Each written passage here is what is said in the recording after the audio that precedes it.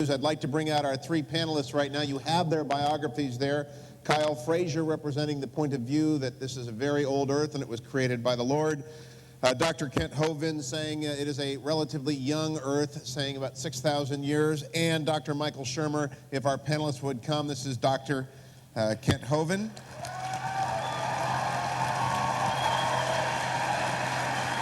If we can have Kyle Frazier, if you'd come out and join us at this point. Try and get our people out here.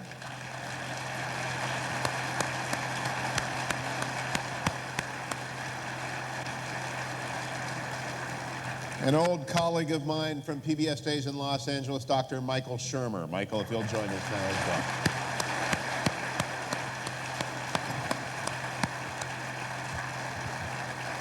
Well, my role is somewhat limited tonight, but I do have the most important duty of all. This is a cell phone. Turn yours off. Please. Okay. Now, panelists agreed that I could do this. We like to know with whom we are conversing. Would all of those of you who believe in God, however you understand that to mean, please stand up.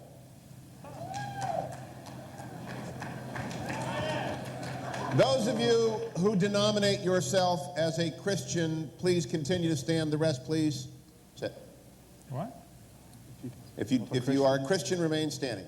If you are a Christian who believes that the earth was created in the last 10,000 years or so, please remain standing. The rest of you sit. It's a young earth crowd. Oh, my goodness. We ask only as we talk about, okay, you can all sit down now. It's not like Simon Says. I do that with the first graders that I teach on Sunday, and they always win.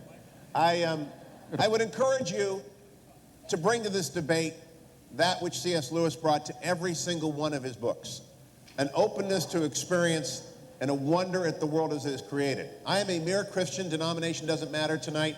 It ought not to matter in how we consider our panelists' presentations.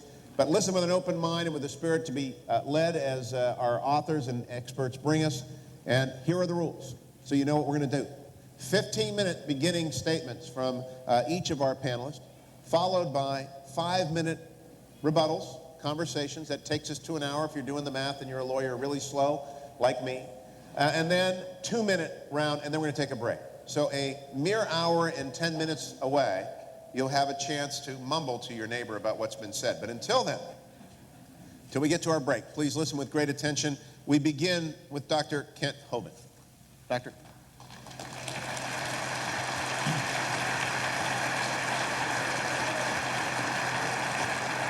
All right. Thank you so much. It is an honor to be here in Minnesota.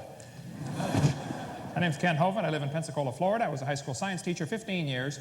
And now for 14 years I've been doing seminars on creation, evolution, and dinosaurs, and I stand without apology for the concept that God created this world in 6 literal days about 6,000 years ago. And I think the evolution theory is one of the dumbest theories in the history of humanity. So, there's where I stand. Okay. Now, I will present the creation view. This is what I believe. That's how science is supposed to work. You present your theory and everybody tries to prove it wrong. If you can't prove it wrong, then maybe it's right. The Bible teaches about 6,000 years ago, God made everything. In 6 days, the Lord made heaven and earth, the sea, and all that in them is. And I don't need any help to interpret that verse, and I don't think the average person does either. I think he's telling us he made it in 6 days. And the Bible says death came into the world because of man's sin. Man disobeyed God, and that's what messed this place up. The Bible says by man came death, in Adam all die.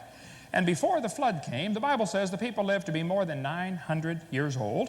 During this time, reptiles, which never stopped growing, would grow to be enormous. Dinosaurs were big lizards that lived with Adam and Eve.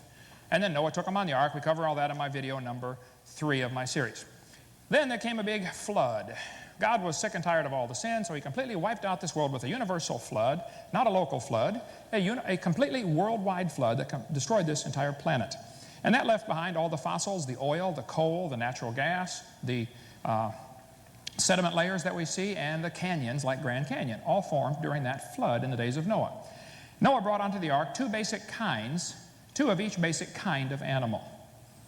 Since then, there's been a lot of varieties produced. There's been big dogs and little dogs, and they probably had a common ancestor, a dog. Now, science tells us things that we can observe or study or test. That is science. Okay? Evolution is not science, and technically creation is not science. Neither view is technically scientific. We cannot observe the creation. We cannot observe the evolution theory. Both are inherently religious. The difference is the evolution religion is tax-supported. That's the primary difference. Now, I like science. I'm not against science. I collect science books, and I'll debate anybody on any scientific topic. If I don't know, I'll say I don't know. But I'm not against science, and I don't know any Christians that are. But there are some things mixed in with our science books that are just simply poisonous. Now, Texas has a law that requires instructional materials to be factual. That's a law, okay? Florida has a law that says textbooks shall be accurate. Wisconsin has a law that says textbooks shall have factual accuracy. Alabama says textbooks shall be adequate and current. California says textbooks shall be factually accurate and reflect current and confirmed research. Minnesota says a teacher shall not deliberately suppress or distort subject matter. Yeah, sure. Hey there, fella. You betcha. Okay? Now, the problem is none of those states are enforcing those laws. There are things used to support the evolution theory that are just plain lies. There is no other way to say it. It's a lie. And we're going to try to get to some of those tonight. Well, we need to define what we're talking about. This word evolution has at least 6 different meanings. Only one of them is scientific. First, you would have to have cosmic evolution, the origin of time, space, and matter. Nothing can evolve unless there's something there to evolve. So the evolutionists are always trying to avoid this one because they say it's not part of evolution. It has to be part of evolution. People say, well, you know, we just believe evolution is dealing with things changing. Okay, well, how did the things start? You don't have a coherent theory unless you can explain the origin of time, space, and matter. Secondly, there'd have to be chemical evolution. According to the Big Bang theory, the Big Bang produced hydrogen and maybe some helium. Well, how did we get these other elements? You mean uranium evolved from hydrogen? They'll say, well, this happens in fusion in stars. Yeah, but you can't get past iron with fusion. There is no explanation for why we have all these different chemicals other than God designed it. Thirdly, we'd have to have stellar evolution. The stars would have to evolve. Nobody's ever seen a star forming. We see a few spots getting brighter, and the evolutionists will say, see, there's a star forming. No, there's a spot getting brighter. Okay? It could be the dust is clearing, and you're seeing a star that was already there. Nobody's ever proven the formation of one star. And yet there's enough stars out there right now that everybody on planet Earth can personally own 2 trillion of them to yourself. Those are the ones we know about. We don't know about the ones that we don't know about. Fourthly, there would have to be organic evolution. Somewhere, somehow, life has to get started. And the evolutionists really don't like to talk about this one, but they're stuck with a very embarrassing position. Modern 21st century scientists are still believing something proven wrong 200 years ago by Pasteur and Francisco Redi. They still believe in spontaneous generation, that life can come from non-living material. Now, if you want to believe that, that's perfectly fine. I don't care what you believe. Don't call that science. And don't make me pay to put that in the public school system as part of science, okay? That's part of your religion. You ought to keep that at home. Fifthly, we have what is sometimes called macroevolution. I don't like this word, and nor the next one, but this says there are changes from one kind of animal to another. Nobody's ever seen that happen, okay? Lastly, we have what's called micro, and I really don't like that phrase, but I'm going to use it tonight to explain it. Microevolution tells us there are variations within the kinds. You may get a big dog or a little dog, but you're going to get a dog, okay? The first 5 definitions of this word are purely religious. None of those have been observed at all. They are outside the realm of science. But the evolutionist has to believe that all 5 of those happened. What we do observe are billions of little changes within the kinds. The Big Bang theory teaches 20 billion years ago, there was a Big Bang where nothing exploded and produced everything. This is what the textbook says. 18 or 20 billion years ago, all the matter in the universe was concentrated into one very dense, very hot region that may have been much smaller than a period on this page. For some unknown reason, this region exploded. Everything in the universe, smaller than a period on a page. Wow. That's a crowded dot. And then 4.6 billion years ago, the Earth cooled down and formed a rocky crust. Yes, boys and girls, the planet Earth cooled and a rocky surface was created. And the Earth's surface was hot, and there were large pools of bubbling lava. But it rained on the rocks for millions of years. This is what the textbooks teach, okay? Millions of years of torrential rains created great oceans. And swirling in the waters of the oceans is a bubbling broth of complex chemicals. Progress from a complex chemical soup to a living organism is very slow. Well, I guess it is. Totally stopped. Doesn't even happen. That's how slow it is. This guy said the first self-replicating systems must have emerged in this organic soup. So according to the standard evolution theory in the textbooks, 20 billion years ago, Big Bang, 4.6 billion years ago, the earth cooled down. It rained on the rocks for millions of years and turned them into soup, and the soup came alive 3 billion years ago. So great-great-great-great-great-great-great-great-great-grandpa was soup. Now, there's no question there are an awful lot of different varieties of dogs in the world, and I don't think there's a question they probably had a common ancestor. But it was a dog. That doesn't mean all the dogs came from a rock, okay, 4.6 billion years ago. What evidence do they give to support this theory for evolution? The textbook says we've got evidence from fossils. Oh, now, come on. Any freshman law student can tell you no fossils could possibly count as evidence for evolution. You don't know those bones had any kids. Bring your bones into court. Hey, Your Honor, these bones are the ancestors of everybody today. Yeah, right. You don't know those are the ancestors of anybody. I mean, a kindergartner ought to figure that one out. Evidence from structure, evidence from molecular biology, evidence from development. All the supposed scientific evidence for evolution has been proven wrong years ago. There is no evidence for the theory. Now, I don't mind if somebody wants to believe in it. This is America, the land of the free and the home of the slave, or whatever. But and if you want to believe in evolution, that's perfectly fine. Honestly, I don't care. But I, for one, resent them using my tax dollars to teach that dumb theory to the kids in school at taxpayer expense. They ought to go start their private schools.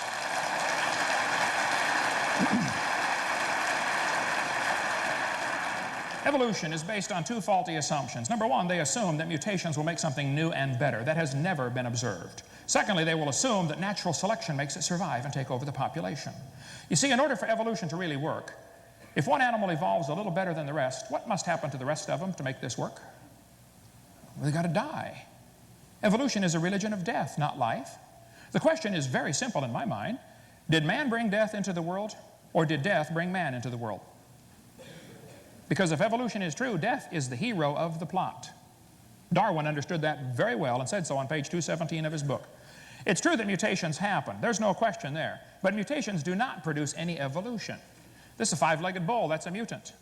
There's no new information. It's a scrambling of existing information. Same with the short-legged sheep. That's a mutant. But there's no new information. This two-headed turtle is a mutant. It's not ninja, but he's mutant. And he's going to freeze first winter because nobody makes a double-neck turtleneck sweater. See, mutations are a scrambling of information that is already existing. They're not going to create a thing. This textbook shows a four-winged fly, and it says normal fruit flies have 2 wings. This mutant has 4. This rare mutation, like most mutations, is harmful. Then it says beneficial mutations are the raw material for natural selection. Well, excuse me, why don't they give an example of a beneficial mutation? Because nobody's ever seen one. They show the kids a bad one, and there's plenty of those, but they never show a good one. One professor said, I know a good mutation. People in Africa that get sickle cell anemia cannot get malaria as easily. I said, well, that's brilliant, sir. That's like saying if you cut off your legs, you can't get athlete's foot. And by the way, that's always the one they bring up, okay? That's all they've got. Textbook says evolution and natural selection go together. Oh, come on. Natural selection selects. It doesn't create anything. Creationists don't argue about natural selection. I think it happens. But it selects. It's not a creative process. This horse was artificially selected by humans down to get the smallest horse they could get. As far as they know, the smallest one in the world.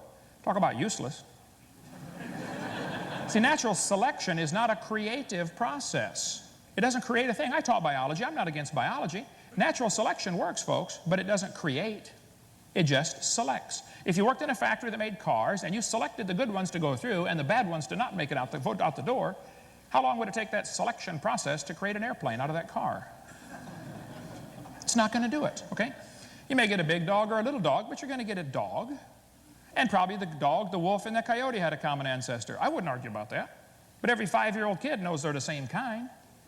I do this all the time. I get a 5-year-old kid. Okay, kid, here we got a dog, a wolf, a coyote, and a banana. Which one is not like the others? They get it every single time, okay? See, the Bible says they bring forth after their kind, not after their species. Darwin wrote a book called The Origin of Species. Who knows? Nobody's ever given a good definition of what a species is. They say, well, a dog and a wolf are different species. Yeah, but they can still interbreed and produce puppies. So what is the good, hard, fast definition of species anyway? The Bible says it's the same kind, and that's where the argument ought to be held. Variations certainly happen, but they have limits. Farmers have been trying for years to get bigger pigs. Do you think they'll ever get a pig as big as Texas? No, my whole point is there are limits. We have roaches in Florida, big ones. Roaches eventually become resistant to pesticides, but they will never become resistant to a sledgehammer. We could spend hours on the resistance. I only got a few minutes left here, but I grew up in Illinois, corn country. There are so many kinds of corn, they have to number them. You'll drive down the highway and there's BX65. You know, don't mix it up with XL29, something will explode. But I'll tell you what, folks, you can crossbreed corn from now till the cows come home, and you're always going to get corn. You never get a hamster or a whale or a tomato to grow on your corn stalk, okay? Variety of dogs. This Irish textbook calls it divergent evolution. Oh, come on. A poodle and a terrier coming from a wolf is not divergent evolution. Don't give it a fancy name. It's still a dog, okay? It's a variety of dog.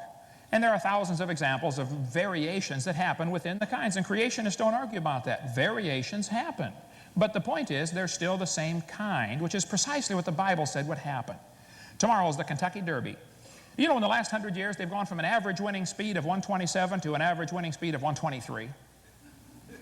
Now, even in the old days, they got some good times turned in. How much money would you guess has been spent on the Kentucky Derby trying to get faster horses? Now, I don't know if they reached the absolute limit for horse speed or not, but I suspect they're getting kind of close. I mean, if you really want to win the Kentucky Derby, why don't you breed wings on your horse and fly around the track in 12 seconds? The whole point is, variations happen, but they're limited. This magazine, you can order chickens. What kind you want? Red Rocks, White Rocks, Cherry Eggers, Brown Leghorns? And then it says, jungle fowl are the original bird from which all varieties and strains of domesticated chickens are derived. Did you know all the chickens had a common ancestor? It was a chicken. Creationists don't argue. Variations happen. God created an incredible gene code in each of the original kinds of animals, and they can produce a wide variety of offspring. Some of them can live in the cold weather, and some can live in the hot weather.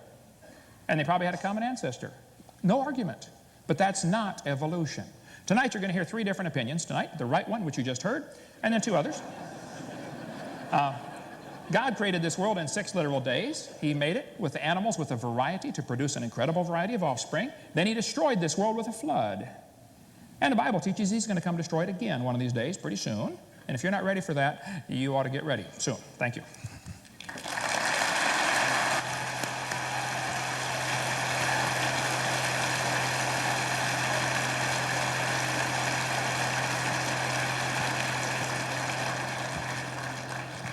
The second of our opening statements on the subject matter of how did we get here and when did we arrive is Kyle Frazier. Kyle.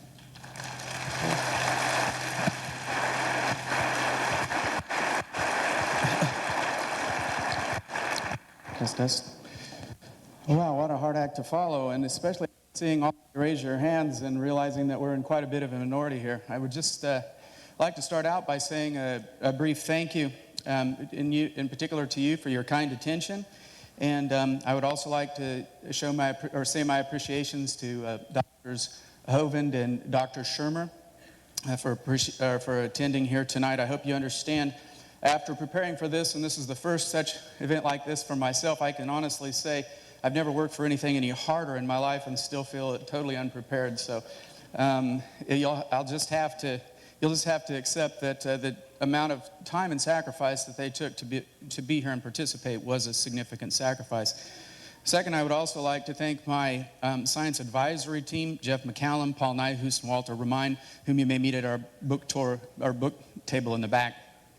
I would like to start out just kind of by clarifying the purpose of debates. I don't know about you guys, but I've been to a few debates in my life, and I always kind of went there thinking, well, you know, when I get there, I'm going to find, you know, people are going to change.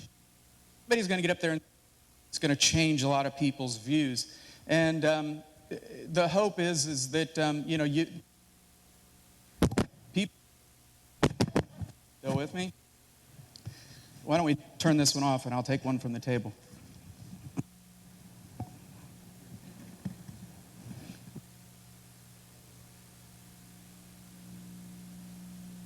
Still not with me? Here we go. Okay. But the point I used to come to these debates and think, okay, great. We're going to see somebody get up there and say something that's going to change Michael Shermer's mind, and he might come out of here with a totally changed person. Or maybe that people that came here are going to be in that same they're going to go through a change process, and we can actually see that before our eyes. And I would just like to clarify that I don't really believe that this kind of a dialogue has that purpose, to get people here who are going to change their view. Because actually, if we're trying to get people to a point where we've got a majority, for example, that's already been accomplished, hasn't it? But the rest of you still came here for one reason. You still want to interact with this dialogue. Why is that? Because there's a sense of curiosity, a sense of seeking, that this isn't something that you can set in concrete and say, I have this established. And for that reason, I don't think the purpose is to establish a consensus or a majority.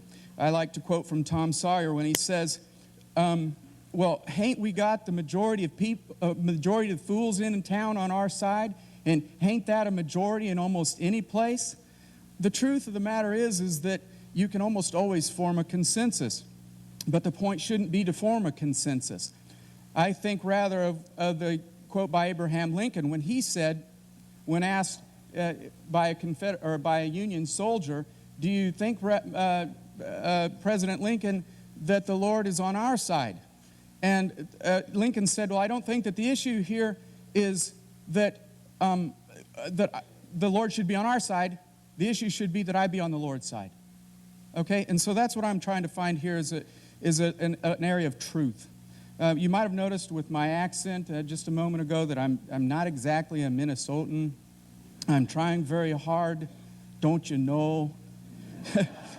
Yeah. You know, I can do some of those things, but no, I'm just a Kansas farm boy, basically. Now to the matter at hand. What I would like to accomplish this evening and what I intend to prove is that there is irrefutable evidence for the intelligence, a mastermind behind creation.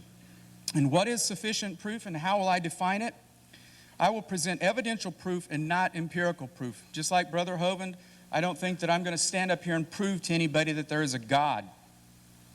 I'm going to go to a different point in my notes because they gave me some additional time. And that is, what I consider proof sometimes may seem a little bit vague. It may involve some inferences. Take, for example, I invited my dear friend Al Binsman to be here with me this evening. And pragmatist that he is, he looked at the price of the ticket. $9.80, he said. What on earth caused them to pick that number? Now, if human beings are pattern-seeking, storytelling animals, $9.80 seems to make no sense. So I gave it some thought. Why $9.80? Then I made up the following story. Since $9.80 on the radio dial is where KKMS broadcasts, it's some sort of subliminal message. Fix your dial to $9.80. You know, too bad it wasn't radio station 580. You know, you'd have gotten a break. But then again, at least it wasn't the Patriot, because what's that, like $12.80 or something? Okay. We're getting back to evidence. I'm going to take a first look, and what I'm going to do is to I'm going to use forensic type proofs and not try to prove that he exists, only that his acts are evidence. And from them we can surmise that there is reason to infer his presence. I will prove that God had method, motive, and opportunity, and is the mastermind behind the universe. For our witnesses, I would like to call first, if we let the trial begin, would nature please take the stand? What does nature say? Are God's fingerprints on the universe? Oh, let's not forget the swearing in. Do you promise to tell the truth, the whole truth, and nothing but the truth, so help you God? And nature says, of course I do. I submit for your consideration Exhibit A. Exhibit A is the sudden and mysterious beginning of space, matter, energy, and time. Following the introduction of the theory of general relativity, the scientific community discovered that something had gone terribly wrong. If E equals mc squared were true, there was a time when all that is never was. Physicist Paul Davies said, this singular event represents the creation not only of all matter in the universe, but of space and time as well. What preceded the creation was not just a featureless void, but literally nothing at all. Now for your consideration, I submit Exhibit B. Exhibit B is an expanding universe. In 1929, Edwin Hubble announced his famous law of redshifts as evidence for the expansion of the universe. This expansion is extremely fine-tuned to produce our universe. The value of it is 1 part in 10 to the 120th power. Comparing that to human capacity, our best measuring device can make measurements at 1 in 10 to the 23rd power, which, to borrow from Hugh Ross, would mean that the mastermind is at a minimum 10 trillion, trillion, trillion, trillion, trillion, trillion, trillion times more intelligent, knowledgeable, creative, powerful, and not to mention better funded than we human beings are.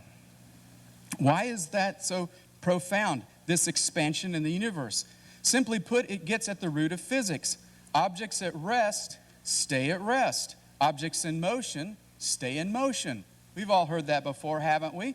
Therefore, something or someone has to act if things are moving in the universe. Finally, I would like to provide nature's Exhibit C. Exhibit C, the entropy or the cooling off of the universe. This fact was announced in 1992 by a team of physicists regarding their findings from the Cosmic Background Explorer satellite, or COBE satellite. The universe was cooling exactly as predicted by the general theory of relativity. Stephen Hawking, known for understatement, said, "It is the discovery of the century, if not of all time." George Smoot, UC Berkeley astronomer and COBE project leader, said, we have found evidence of the birth of the universe. It is like looking at God."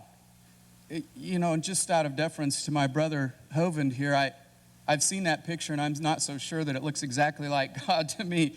On the other hand, the reality of this entropy, the cooling phenomena going on, is featured in this picture. Implications. Having considered these evidences, it is important to understand the implications, and there are several. The first is that nothing begets nothing. We know the method of the mastermind. It was the precisely tuned, transcendent creation of space, matter, and time in the finite past. Or in the words of my favorite philosopher and theologian turned 70s pop vocalist Billy Preston, nothing from nothing leaves nothing. So you see, you got to have something if you want to be with me. Then again, for you intellectuals in the crowd, and perhaps you don't date back to the 70s, I have another argument. That is, everything that begins to exist has a cause for its existence. B, the universe began to exist, and therefore C, the universe has a cause of its existence. Second implication is this, that there's simply not enough time. The implications of a recent Big Bang are catastrophic for the theory of evolution, which needs near infinite time to construct even the simplest life form. If all the material in the universe were converted into the building blocks of life, amino acids, proteins, and if assembly of these blocks were attempted once a microsecond for 17 billion years, the number of opportunities to form a living entity is so small as to make it virtually impossible. You cannot construct life no matter how much time you've been given. And so my particular view may say there's 17 billion years, but there's not enough time. By the way, there needs to be a correction up there. That's 10 to the 1 with 11 zeros after it, not 10 whatever that big number is. It's still a very big number. Is there evidence of motive? I've mentioned we need to prove that. Motive is present in nature too, and that's the form of life. Over 45 parameters of the universe have been identified that must be carefully fixed in value for any kind of conceivable life, just not life as we know it, to exist at any time in the history of the universe. Commenting on a few of the parameters, British astrophysicist Fred Hoyle concluded that a super intellect has monkeyed with physics as well as with chemistry and biology. Here's an example of some of the 47. I'd like to start at the top of the list and work my way down. No, I'm just kidding. I don't have time. Is there evidence of opportunity? Thank you, Michael. I appreciate the laughter. At least somebody on the podium up here is paying attention. In 1968 and 1970, breakthrough research, Hawkins, Ellis, and Penrose, that's them up on the top, proved that the equations of general relativity guarantees the existence of a singular boundary or starting point for space and time. Hawking himself pointed to the breathtaking conclusion that time must have a beginning. For those of you who are Fox News fans, Hawking is who Homer Simpson said, "There's so much I don't know about astrophysics. I wish I read that book by that cool wheelchair guy." Next slide, please. Stephen Hawking's again. Next, no! Divine revelation, our second witness. I'm going to call a second witness to this stand because the evidence is just from one witness when we look at nature. But are there others? Yes. The next witness I would like to call is the Holy Scriptures. We will call on them first as character witnesses and then to testify. What do the Scriptures say about our first witness, the witness of nature? They say this: "For since the creation of the world, God's invisible qualities, his eternal power and divine nature have been clearly seen, being understood from what has been made, so that men are without excuse." But does Scripture point to motive? Yes. Now, what do the Scriptures themselves say about the mastermind? They say the following. In Exhibit A, Hebrews 11:3, "By faith we understand that the universe was formed at God's command so that what is seen was not made out of what is visible." You see, there was a transcendent beginning. Is there evidence that there was an expanding universe also? Yes, I submit Scripture Exhibit B. Scripture Exhibit B is Isaiah 42:5. This is what the Lord says: "He who created the heavens and stretched them out." I picked that image so you could get a view of what it looks like to stretch out. Here's some additional discussions about the stretching out process. It's perhaps the best stated phenomena of the visible universe in the Old Testament. Finally, is there evidence of cooling or the entropy in the universe in the Scripture? Yes, I submit Scripture Exhibit C.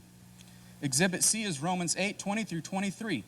"For the creation was subjected to frustration, not by its own choice, but by the will of the one who subjected it, in hope that the creation itself will be liberated from its bondage to decay and brought into the glorious freedom of the children of God." You see, there is entropy, there is decay of all that is material. But lastly, in Scripture, is there evidence of motivation? Yes, there is. In Genesis 1:26 through 27, we see that mankind is created in the very image of God, or imago Dei, if you will. We are the only sentient beings that are material in the universe that can have a relationship with their creator. Finally, is there an evidence of opportunity? In the case of God, this is only possible if he were capable of acting in a realm independent of time, energy, and matter. Remember, the Hawkins-Penrose theorems say that there was no time before the universe began. So somebody had to be outside of time acting for us to have these phenomena. In Titus 1:2, God promised eternal life before the beginning of time. You see, in the classical Christian paradigm, that opportunity for God to work out of time is seen in the third person of the Trinity. Kyle? Am I done? You are done. Thank you for the time. Thank you for your kind attention.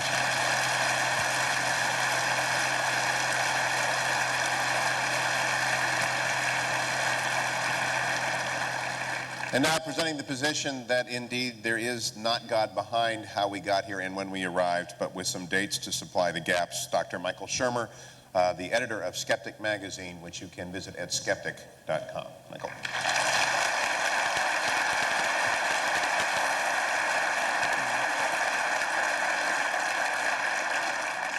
Hello. Sounds like God speaking here. How we doing? I presume you know what you get when you cross an atheist with a Jehovah's Witness. It's somebody who knocks on your door for no reason at all. I used to do that, actually. I used to do the knocking on doors thing. I was a born-again Christian. I went to Pepperdine University in Malibu, California, to Church of Christ School. I went to major in theology. I was a born-again. I went knocking on people's doors to save their souls. We called it Amway with Bibles. Essentially, you're selling God. And then after about 7 years, I became a non-born again, and I became a born-again atheist. And then I went around knocking on those same doors saying, I take it all back, I was wrong. And then, you get older and you find a sort of more middle position, of which I now call myself an agnostic or just a non-believer.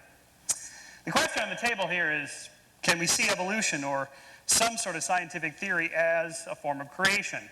I'm not psychic, so I actually have to tell the person when to go to the next slide. I wrote a book about this. Basically, I wrote a book about why it is that people believe in God. It began as an intellectual journey as to why I became a believer and then became a non-believer and how that happened. But in fact, it's a journey that everybody goes through at some point in their life. How did you become a believer if you become a non-believer? By the way, it's so hard to see with pretty much everybody standing up how many non-believers there are. I don't care what the label is, agnostic or heretic or secular or non-theist or whatever. You just don't believe in God. Let me just see a show of hands. Okay. Well, look at the time. Hugh, I've just, I'd love to stay. Golly, isn't there a Laker game on tonight? No, that was last night. Oh, shoot. I have an 11-year-old daughter, and she said, well, where's the debate tonight? I said, it's in Minnesota, and it's at this Christian church. And she said, you're debating God at a Christian church? I said, yeah. She says, you're going to lose.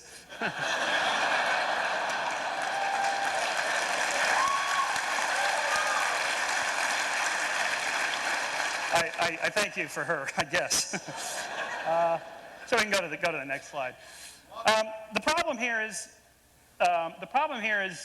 that all of these creationist arguments, and I used to make them all, so I know the arguments. They're perfectly good reasons if you already believe. If you don't, they are not convincing reasons.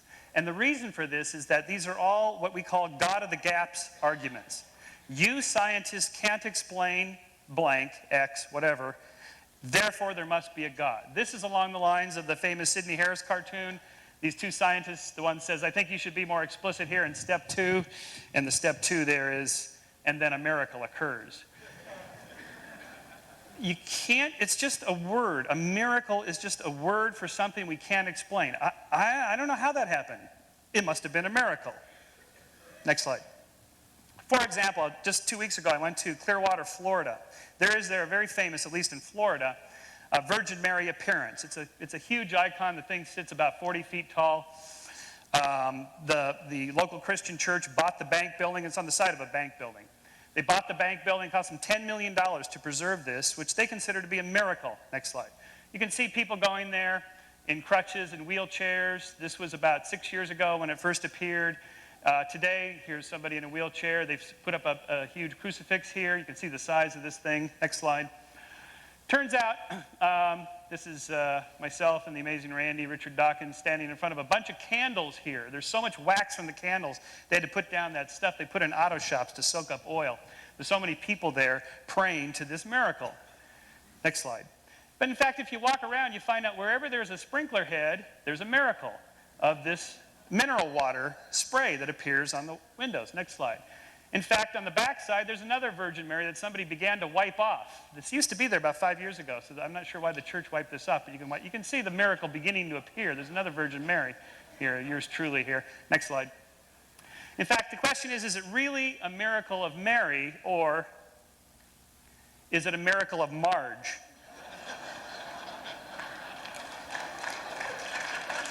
Well, thank you. I appreciate that. As Kyle said in his many thoughtful comments, we are pattern-seeking, storytelling animals. We tend to see what we're looking for. We see what we want to find.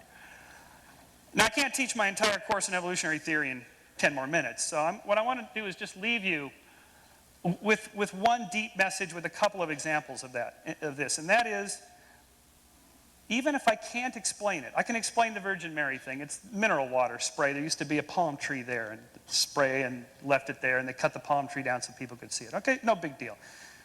I trust you're not putting your faith and your religion based on icons like that. But what about these other things? I claim that it's the same principle. That is, Kyle brought up the fine-tune problem. That is the fact that there's all these different anthropic adjustments. The universe is structured in such a way. It's just so carefully balanced. If it wasn't this way, it's not that we wouldn't be here, but there'd be some other species, or it'd be something like from Star Trek, where you get these people with 2 eyes and gnarly things on their forehead, and they speak English with a Klingon accent, wherever they speak English with a Klingon accent in the universe. It's that nothing would exist. And so you have all these different, the electrical force between a proton and an electron, and the Planck constant times the speed of light, and Newton's gravitational constant G, and they have dozens of these. These are all real examples. These aren't just made up by an apologist, and I'm going to get up there and tell you these constants aren't real or that the universe is not fine-tuned. It is. Next slide. Question is, why is it fine-tuned, and what are we to make of this?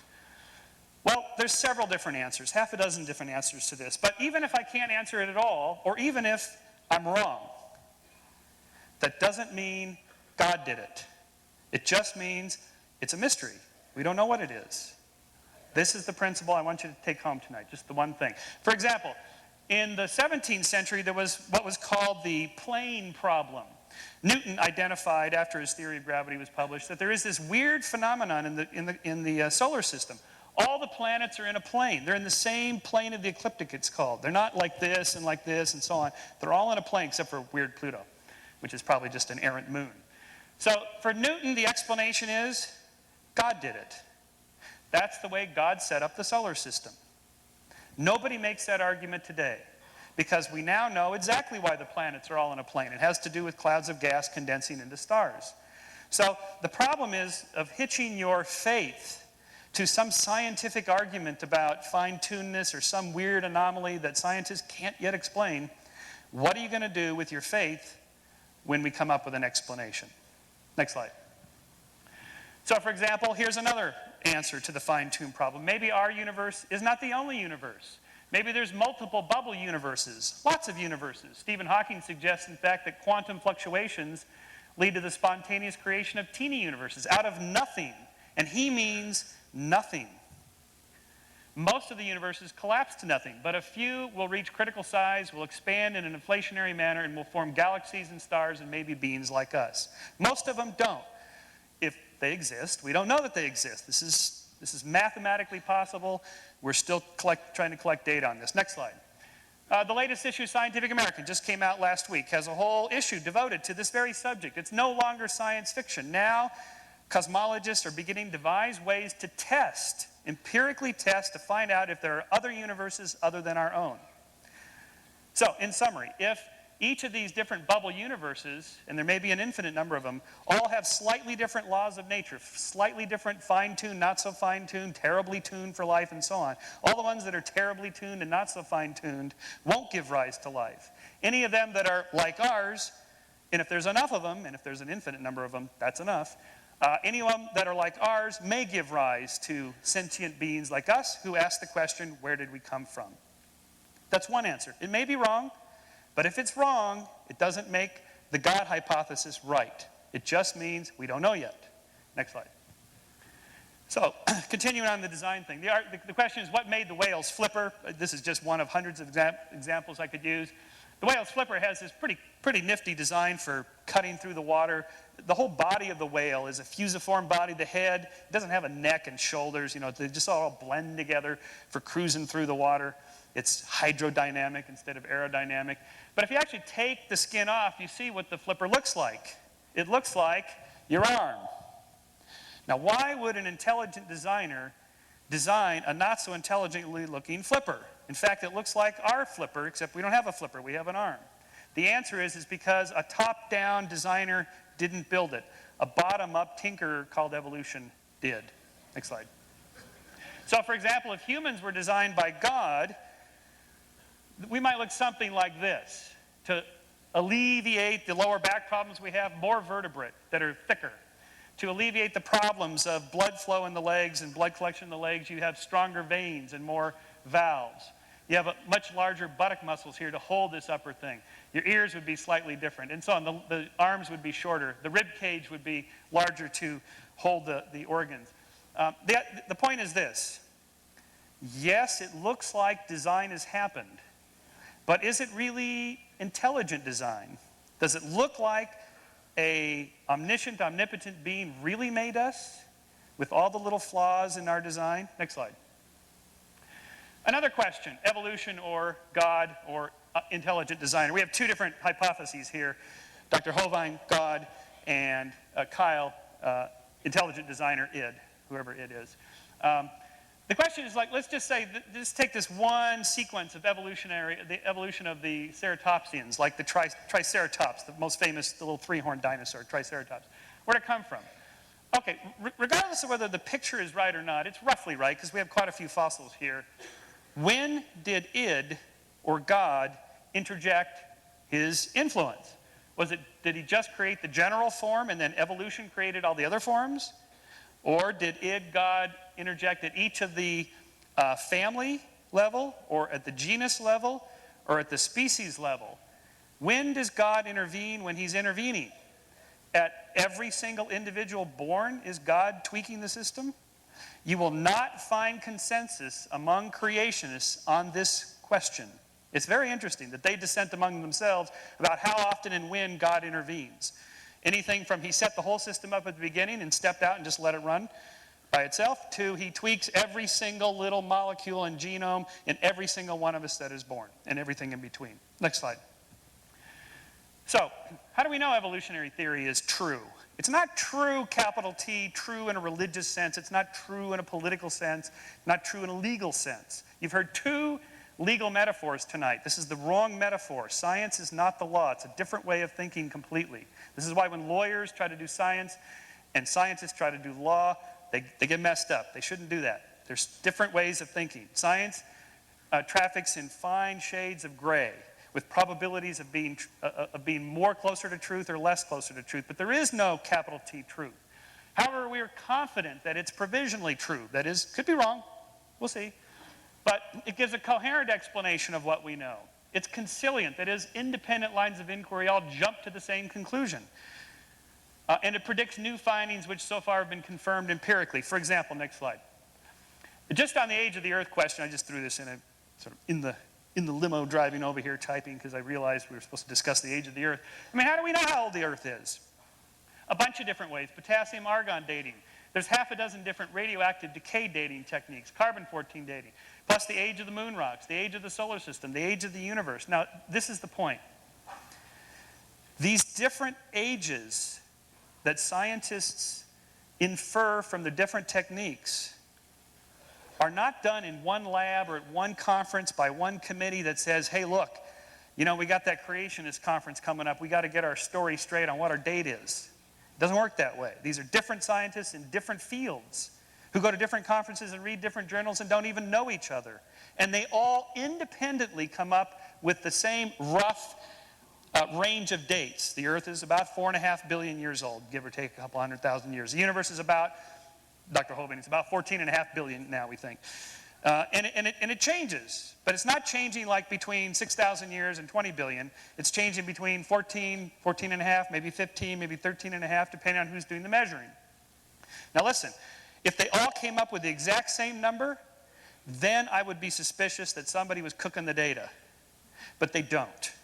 The numbers vary all over the board, but they vary within a range. And the fact that they vary, and yet they're still within that tight range, gives me great confidence that this is correct. Next slide. Another example. Tests of evolutionary theory. Early fossils of life should contain only single-cell organisms, and they do. You will not find a single human or any mammalian fossil in a bedding plane that has trilobites. Not one anywhere ever. Why is that? 2, organisms adapted to similar environments should evolve similar morphologies. They do. Whale bodies and fish bodies are all fusiform, designed to cut through the water smoothly. Why is that? Organisms sharing most of their DNA should develop following the same basic patterns. They do. Fossils found in different continents that were once united should be similar to each other. They do. Last slide here. So, in my rebuttal, then we'll come back to irreducible complexity. But my point in my opening argument here is that we have answers to these mysteries. Some of them we're very confident in. Others we're less confident in. Others we admit that we're just guessing. We don't know. More data needs to be collected. But even if we're wrong about all of it, it doesn't make the God hypothesis right. And I would caution you, don't hook your faith to any scientific argument, because what are you going to do if it's wrong? Or what are you going to do if it turns out we have an answer? Thank you.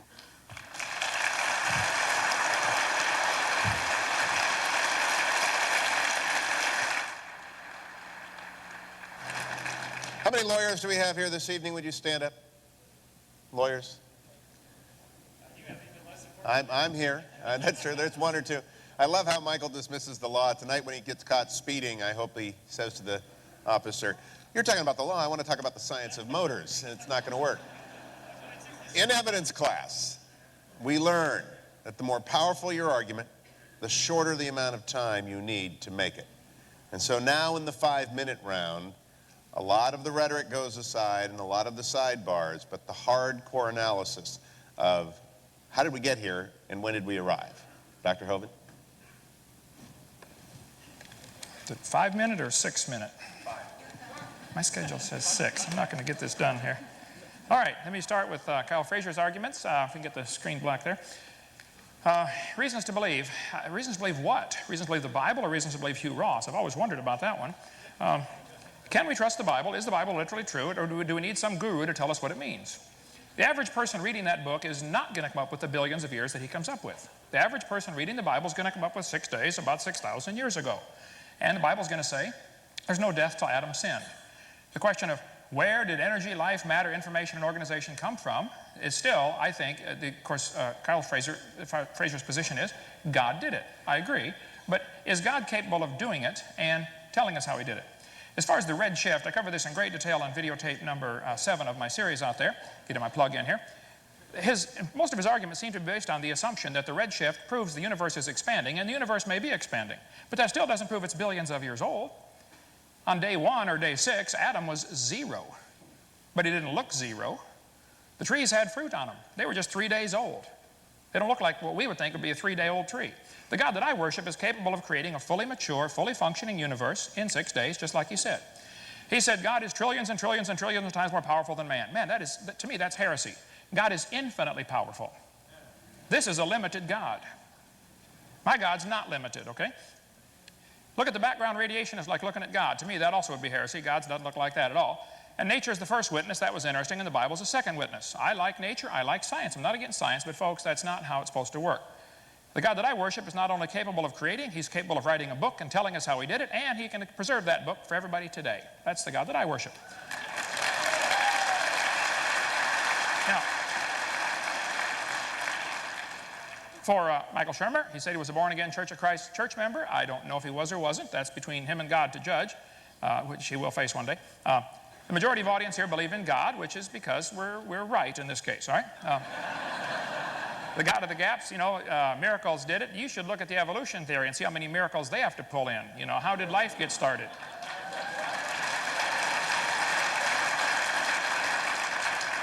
His argument that the Virgin Mary appeared on the side of a building as a natural explanation, I agree. I think that's dumb. I think it's a fundraiser for the Catholic Church. I think there's a lot of that stuff goes on, okay? And I think he is very right to be skeptical of many of the things going on in Christianity. He's right. They ought to be skeptical, okay? My position is it's good to be skeptical of things like that. Now, he ought to use the same skepticism on the evolution theory, but he's not doing that, okay? If we cannot explain it, that does not mean God did it. I agree. There are many natural explanations, okay? Do scientific explanations nullify our faith? Not at all. I love science. I don't know anything scientific that nullifies the Bible. I know that a lot of things the Bible contradicts from evolution theory, but evolution is not part of science. Evolution is a religion. He said nearly, by the way, let me just point out here, nearly all branches of science were started by creationists, because he mentioned, I forget what the point was that brought that up, but I put it in here. Okay. Francis Bacon was a creationist, Kepler, Pascal, Boyle, Newton. The list is huge of people creationists who started just about every single major branch of science today.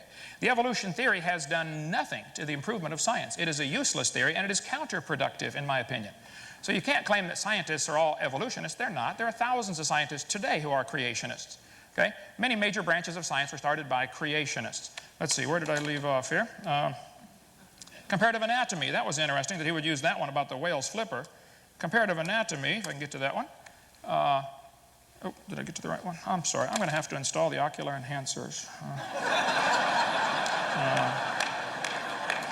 Hey, I'm 50 years old. I've been fighting it as long as I can, all right? It's true that the human arm and the whale's flipper and the bat's wing have some similarities. I agree. We have a radius and an ulna, so does the whale, okay? But the whale didn't name them, by the way.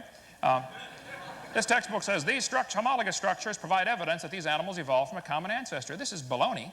Those structures provide evidence that they have a common designer. The same guy designed them all. It works great.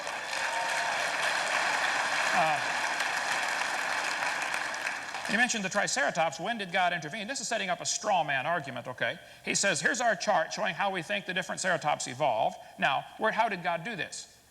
That's a straw man argument, okay? I don't know how many different kinds of creatures God originally created. That's up to him, I suppose, okay? And what he's done, he's taken the evolutionary assumption that there is some kind of order to this geologic column. And by the way, the geologic column does not exist any place on planet Earth, okay? Geologic column is one of the biggest, cruelest jokes in the history of humanity. I taught earth science for years. Geologic column does not exist. And then he mentioned carbon dating, and all these things give ages within a certain range, which proves their accuracy. Well, let's see. Living mollusk shells were carbon dated 2,300 years old. They're still alive. Science, volume 141. Freshly killed seal, carbon dated 1,300 years old. Antarctic Journal, September. Fresh shells from living snails were carbon dated 27,000 years old. Well, that's accurate. This guy said if a C14 date supports our theories, we put it in the main text. If it does not entirely contradict them, we put it in a footnote. If it's completely out of date, we just drop it. Anthropological Journal of Canada, volume 19, said no matter how useful it is, the radiocarbon method is still not capable of yielding accurate and reliable results. There are gross discrepancies. The chronology is uneven and relative. The accepted dates are actually selected dates. This whole blessed thing is nothing but 13th century alchemy. It all depends upon which funny paper you read. One part of a mammoth dated 29,000 years old. Another part of the same animal is 44,000 years old. Man, you talk about a slow birth. Dima, well, I told you I need 6 minutes, but that's okay. We got plenty more. Get video number 7 right out there. Thank you so much.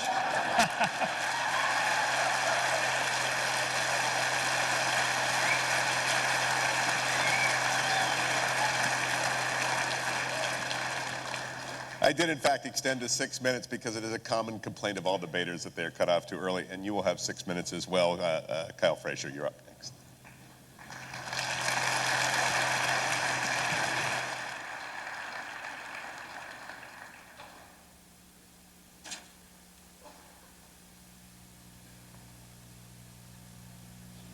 Are you with me? Are there?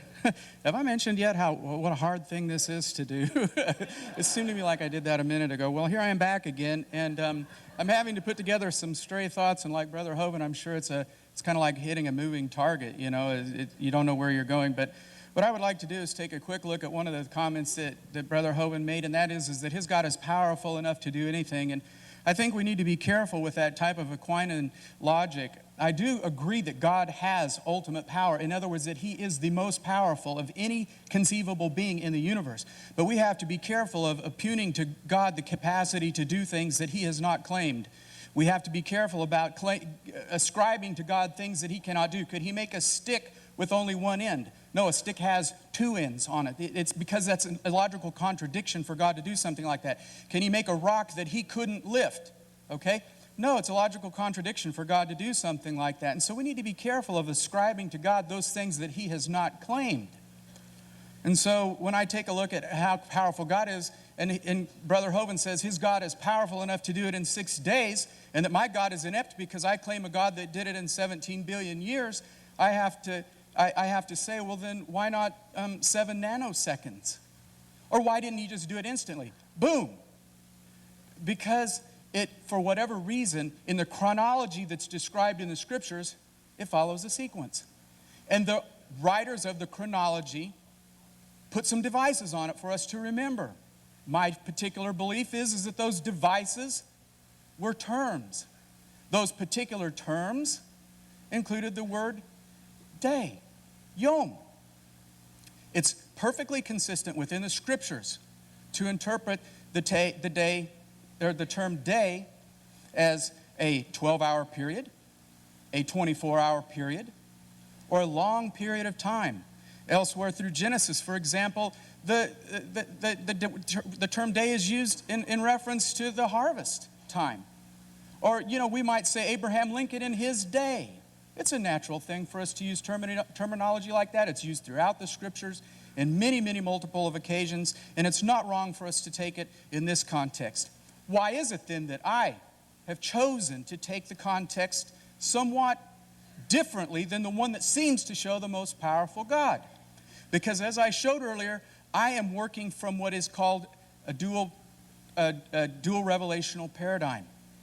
The dual revelational paradigm believes that God put his truth in place and that it's true in both places. That he put nature in place and he communicates from us truly with nature. He put his word in place and he communicates with us truly in his word. And I believe you occasionally have to set the two of those side by side, and that you have to use a systematic theology to look at those things and say, if nature is saying this, if the word is saying this, and if there is an apparent contradiction, do we reconcile it? Or do we walk away from it? I believe that it's necessary for us to make that reconciliation.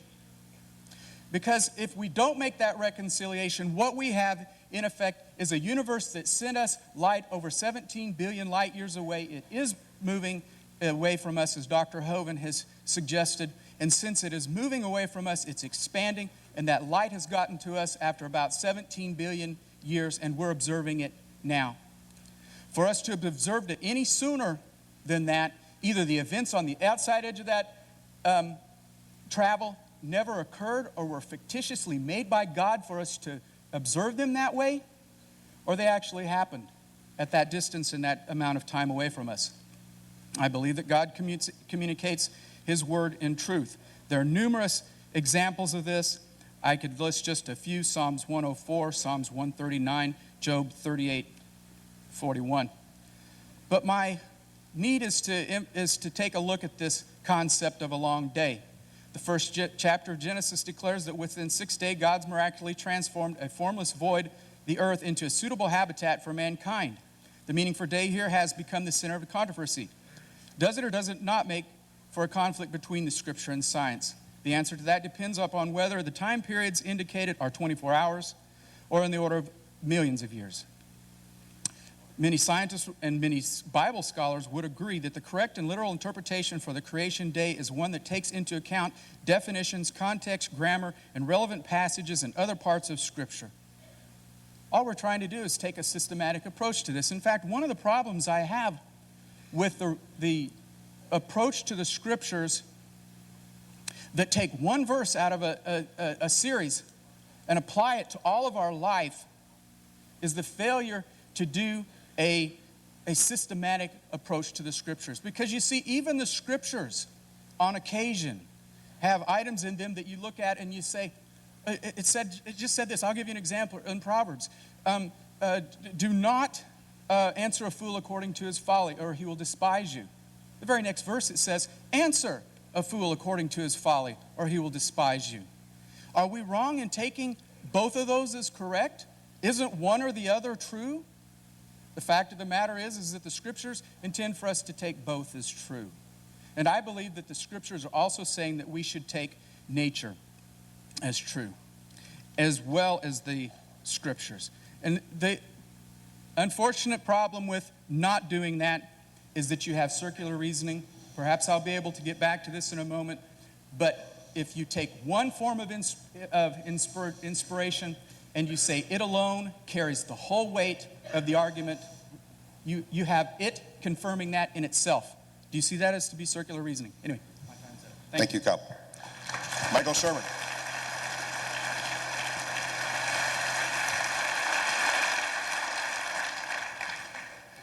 Okay, now look. I really like what Kyle had to say. He's very thoughtful on his thoughts on the Bible. I concur with much of that, actually. And Dr. Hovind, I have never heard somebody give a 2-hour lecture in 15 minutes like you can.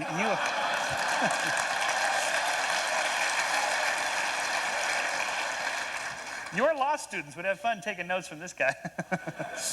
Get that tape recorder handy. Kent says I should be skeptical of evolution. Well, I used to be. I was a total skeptic of evolution. I didn't believe it. I didn't for years, for a long time. I read all the creationist literature. I read what the creationists said was evolution, and I didn't believe it because it sure didn't make sense. Then I actually took some courses in the science of evolutionary biology, and I found out, oh, well, this is nothing what the creationists were saying that it was. This is like a science. This is a whole different thing. This isn't anything what I was told. Then I realized, okay, these are two different things. Science is different than religion. It's a whole different way of thinking. It's a different way of analyzing the world. It's just, they're really quite different fields of knowledge. And I found out I was making a huge mistake when I attempted to completely overlap them and use one to prove the other. It doesn't work that way. So I then became, as it were, a believer in evolution, although belief isn't even the right word. You don't believe in evolution. It either is or it isn't, based on the evidence. It's not an article of faith. Which brings me to the subject of, is evolution a religion? Look, if evolution's a religion, by which I presume Dr. Hovind means evolutionary theory and the science, not the process itself. If that's a religion, then everything's a religion. Human history, the study of human history is a religion. Archaeology is a religion. Paleontology is a religion. This sort of cheapens what we mean by religion. A religion is a community of believers that serves a social and moral purpose in society. Its purpose is not to test empirical hypotheses. That's what science does. And science has been really good at that. And that's why in the last 400 years, science and religion have largely separated as two spheres or magisteria of looking at the world. Not all religions require belief in a deity, but most do, and certainly evolution doesn't. Dr. Hovind put up a long laundry list of scientists who are creationists. So what? I can give up a laundry list of theologians and deeply religious people, born-agains, who believe evolution. What does this mean? It doesn't mean anything. That's not how we operate in science. We don't go based on how many big-name people believe it. That's not how science works. It's irrelevant. It doesn't matter if nobody believes evolution. It either happened or it didn't. And for the record, by the way, the last survey on this was that 40% of American scientists believe in God. So either, and virtually all of them believe in evolution. So either they're all idiots, or it's okay to believe in evolution and believe in God. It certainly appears to be, since most of them do. Okay, now the question is, I have for Dr. Hovind, or even for Kyle as well. If God did it, aren't you curious how she did it?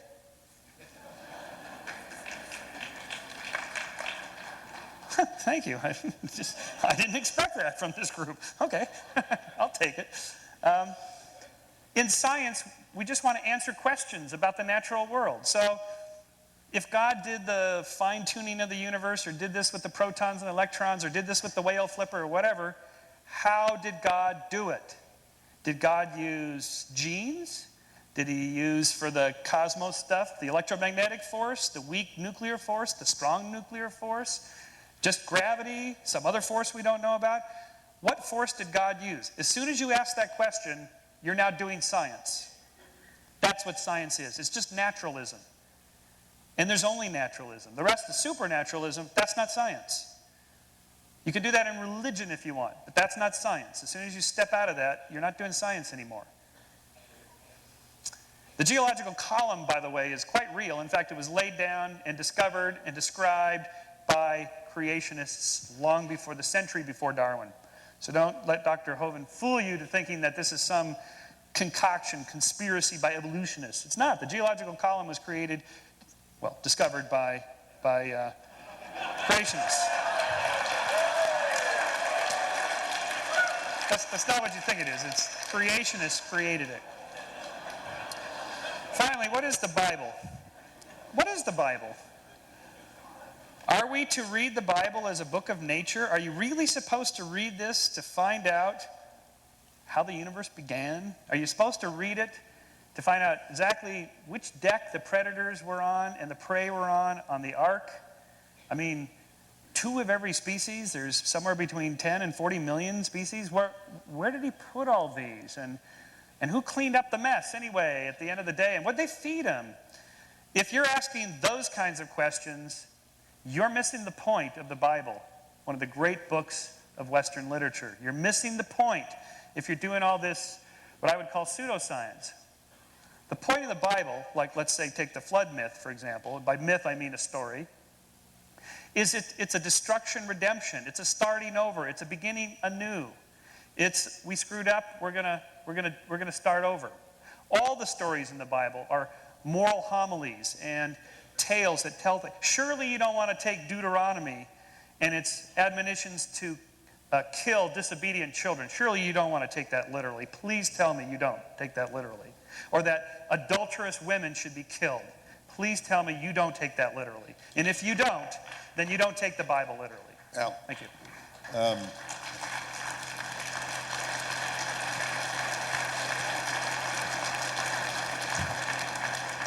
I can understand losing your faith, Michael, but what were they teaching about systematic theology at Pepperdine? Because you missed the whole New Covenant thing. What?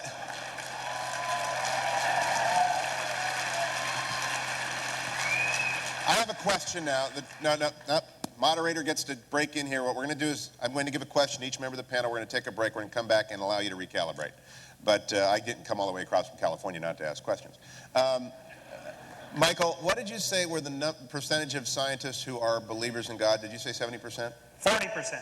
4-0? 4-0. Okay. Yeah. I just didn't hear that, and I want to know that. Dr. Hovind, my question for you. What did Jesus say about this subject in the Gospels? Jesus said in Matthew 19:4 and in Mark 10:6 that the creation of Adam was the beginning. I believe that is literally true and scientifically accurate. And the implication for this conversation? These two guys are wrong. I'm right. But I scored Michael on his systematic theology, and again, I'll wager there are some here that would like a little expansion on that, because it does seem to me to be quick and not persuasive of someone who might be doubting your point of view. Of which part? What Jesus has to say about this, Adam, say it again, Doctor. Matthew 19:4, Mark 10:6, both are very clear. Jesus was talking about marriage and divorce, but he said, have you not read that he which made them at the beginning, made them male and female? The Bible says very clearly there was no death until Adam sinned. To claim there was death before sin, you now have a heresy. I was just asking about Jesus. So your proof text from Jesus I'm telling you. Yeah. is that. Kyle, what does Jesus say about this debate? I'd have to... Hello? Testing. I'd have to be honest to say that I never really considered that passage in the context, and I'm really big on putting passages in the context. So rather than just drawing it out, I would have to say that I see the creation of man as the finish of the sixth creation. Just the lawyer and me just saying, just a question. Okay. Jesus is quiet on this subject? Jesus, the creation epic was completed with the Time out. Just Advent. quiet on. He didn't say when it was. He had a text. Are there any? I'm not trying to trick you. I'm just wondering. I thought you wanted me to comment on his text. No. Just is there a phrase in the New Testament? Is there a question and answer? Is there a conversation with the Pharisees on this subject matter? None that I'm aware of. So now my question to the three of you, with 40% of your colleagues, Michael, knowing something you don't know, and one verse from Matthew and no verses from the. Why does this debate matter to you three so much that you give so much time to it? And I'm very sincere about this because I don't spend any time on this at all as a believer. Dr. Kent. Okay. Well, you should see what Jesus said about lawyers. Yeah, I did.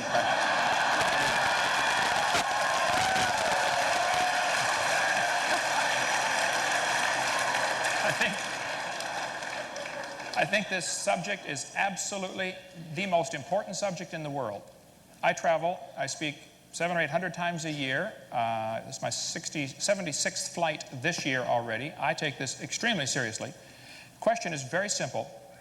How do we tell right from wrong?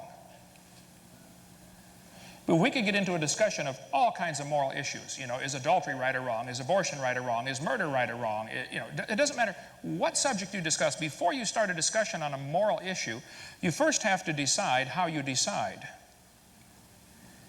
Do we decide right and wrong based upon majority opinion?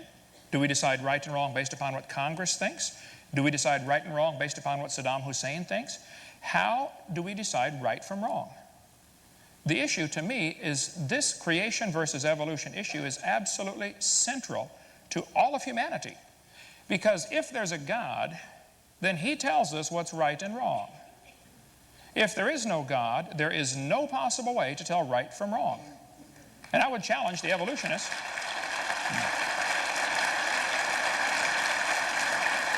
So I've asked this question to hundreds of evolutionists, and I'll ask it again tonight. If evolution is true, how do we tell right from wrong? Very simple. In case, hello, you with me? Okay. In case I haven't mentioned yet, I do not believe in evolution. I'm just a person who believes that God's creation timeline took longer than 6 literal days.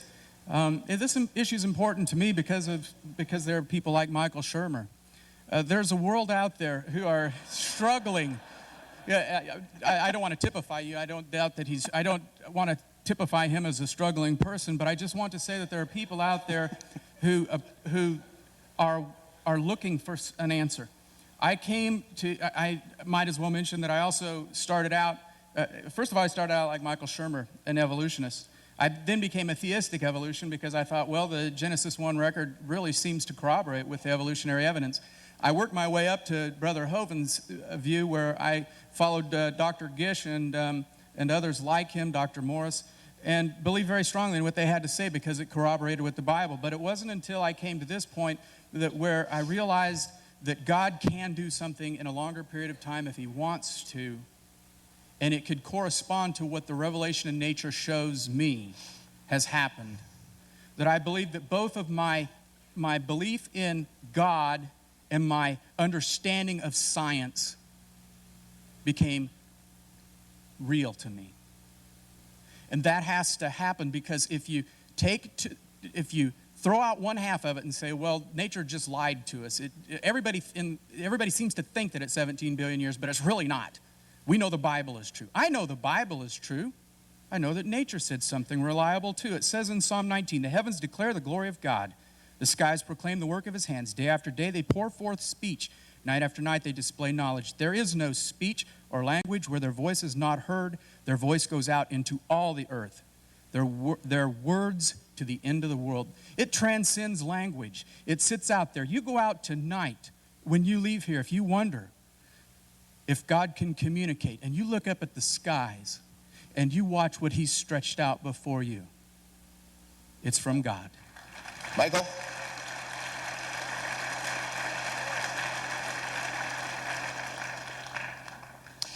Well, I'm interested in the subject because what's not to be interested in? You'd have to be made of wood not to be interested in the question of where we came from. So in my books and here and so forth, it's an intellectual journey. I think the journey itself, the process of thinking for yourself and thinking it through and listening to all the different theories and opinions and so on, that's where the action is trying to figure it out yourself. And I guess my take-home message is, it's okay not to believe if you don't, or if you have some doubts or whatever. It's not going to kill you. It won't. It's okay. You can always reconvert tomorrow, just in case. I figure, since I really did believe, and I really did, I was very serious about this, I figure I'm in there just in case I'm wrong now. Maybe it's sort of a way station somewhere. There's different versions of this. I ask believers if I'm in there, just in case. I do think that there's something, I think, deep within us that wants to know, for whatever reason, we have a big enough cortex to think about these huge questions and try to answer them. So for me, I do want to answer the question, where did morals come from if there is no God? And how can you be good without God? Which is the subject of my next book called Why We Are Moral. And what could be more interesting than that? This is a hard scientific question to answer, and I'm working on it. Don't worry, you're not a lawyer. It is 8:20. We will return here at 8:40 for part 2. During the break, I was approached by one of you. What denomination do you belong to and why? I said, I am a Presbyterian for many reasons, but it is primarily the church in which I'm least likely to be hugged. Please keep that in mind after the break. I was also, my dear friend Judge Anderson is here from your Court of Appeals. And he stood up. He's the only other lawyer here, and he averred as how perhaps you had sprayed for lawyers tonight, and we're feeling very alone. Where are the rest of our panelists? If we can have Dr. Hovind and Dr. Shermer come back out. Or maybe not. Kyle, you get all 30 minutes. Now, here's what we're going to do. We're going to assign 10 minutes. We discussed this, an iterative process, big word, meaning we're just making it up as we go along. And 10 minutes to each to hit the central points of their presentation, and then I'll do my Oprah. If you have a question, and I emphasize, a question involves an inquiry, not a statement, not a speech. We'll do 3 questions at a time and allow the panel to choose the one that most interests them. So it's kind of, what's that show where you get thrown out when you're very boring and uninteresting? If your question doesn't make it, don't blame me. Michael Shermer, you're going to go first, 10 minutes. You missed the huddle up back there, so. Are you ready, Doctor? Go ahead.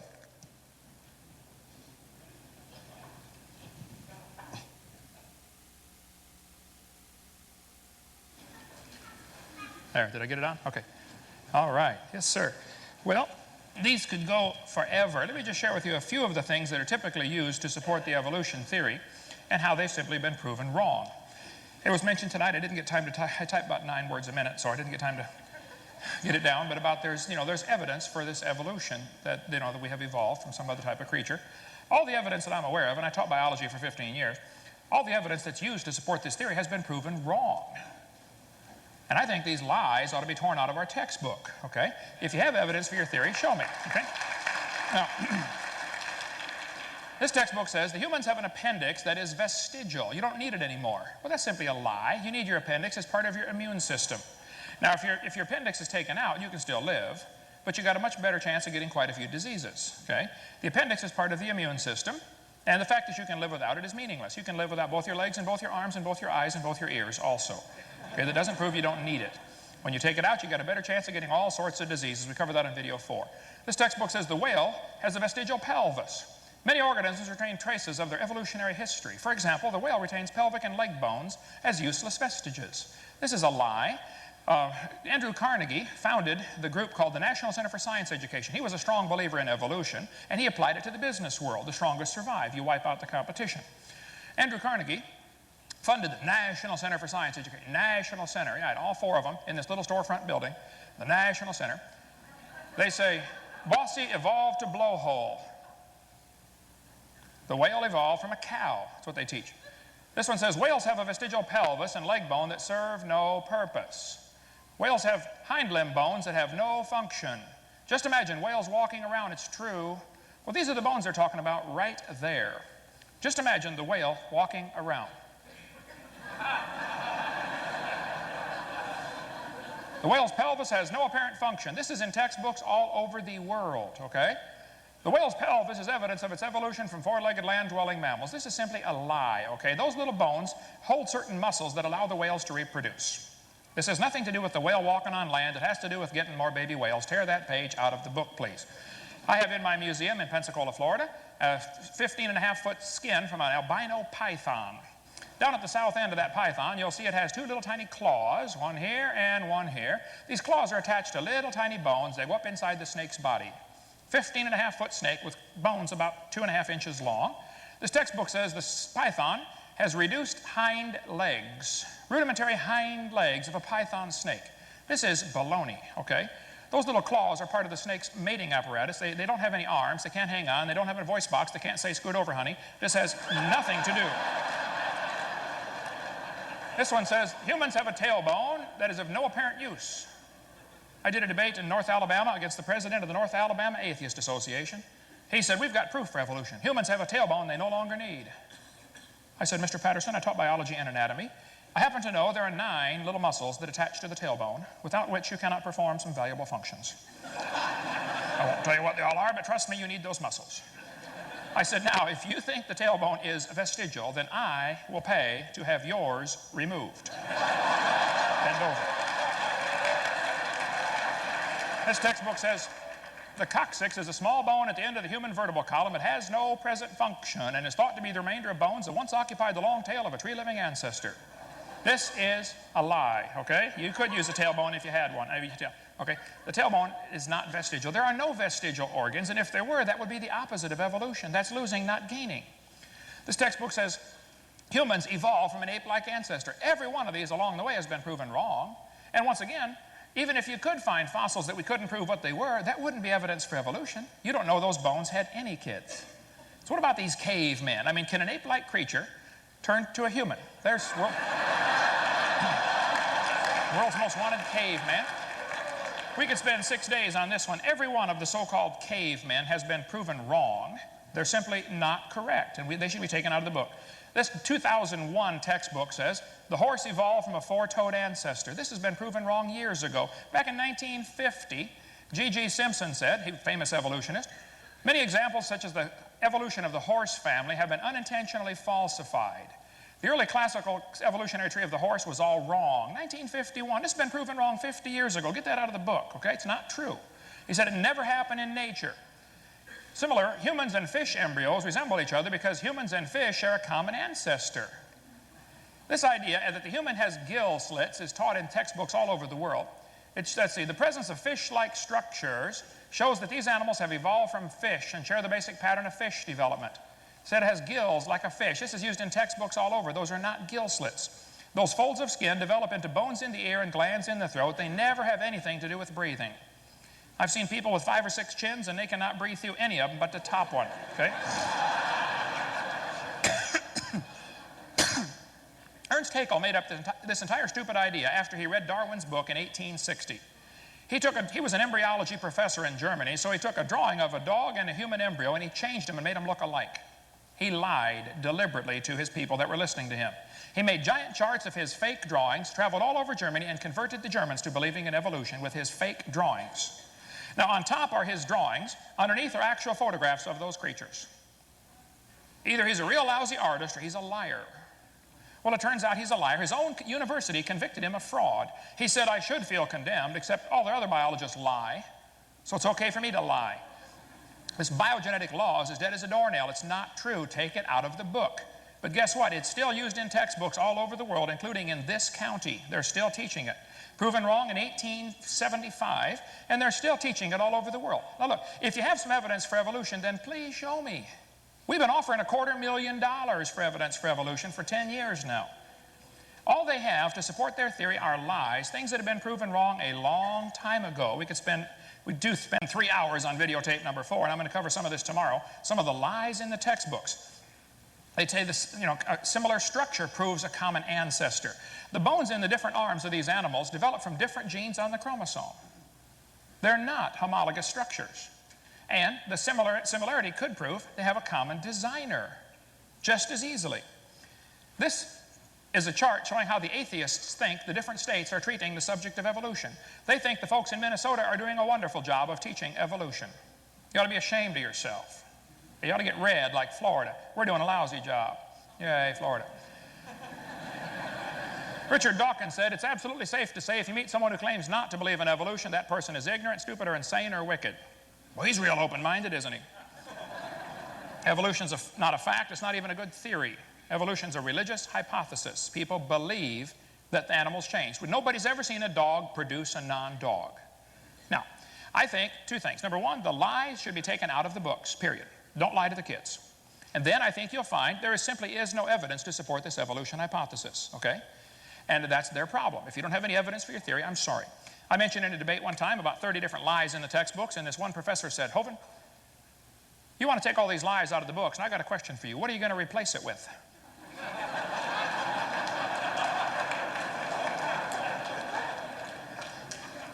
I was speaking at the University of West Florida, my hometown, just about a year ago.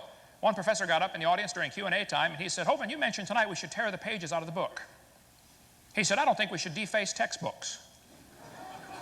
I said, well, sir, suppose you were teaching math, and you came across a book that said 2 + 2 is 5. What would you do? He said, I would tell my students to mark out the wrong answer and write in the right answer. Oh, you would deface a textbook? I said, now, sir, since you do teach biology, suppose you come across a book that says the embryo has gill slits or the tailbone is vestigial. What are you going to do? He said, nothing. I said, you're not going to tell the kids that's been proven wrong years ago? He said, no. I said, then you, sir, are a hypocrite, and the folks in this state ought to help you get an honest job picking peaches or changing tires, but you got no business using tax dollars to spread your lies on these kids coming to your class.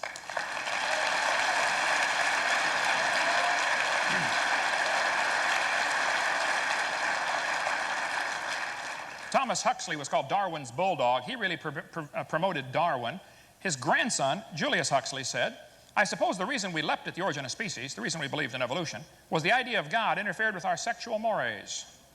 Ooh, now we got the truth coming out. Some people just don't like God telling them what to do. That's the bottom line. Well, listen, you do whatever you want with your life, but you're going to stand before that same God one of these days and be judged for everything you've ever said, thought, or done, whether you like it or not. Now, my recommendation is we get lies out of the textbooks, okay? If you got some evidence for a theory, then show me.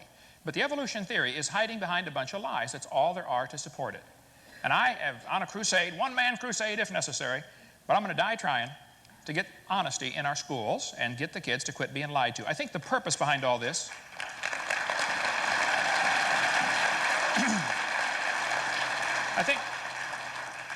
I think that there's really a spiritual battle at a much higher plane. This is not a science battle. There's no scientific evidence for evolution, and there's no scientific evidence against the Bible. This is a spiritual battle. You ought to get involved. Thank you.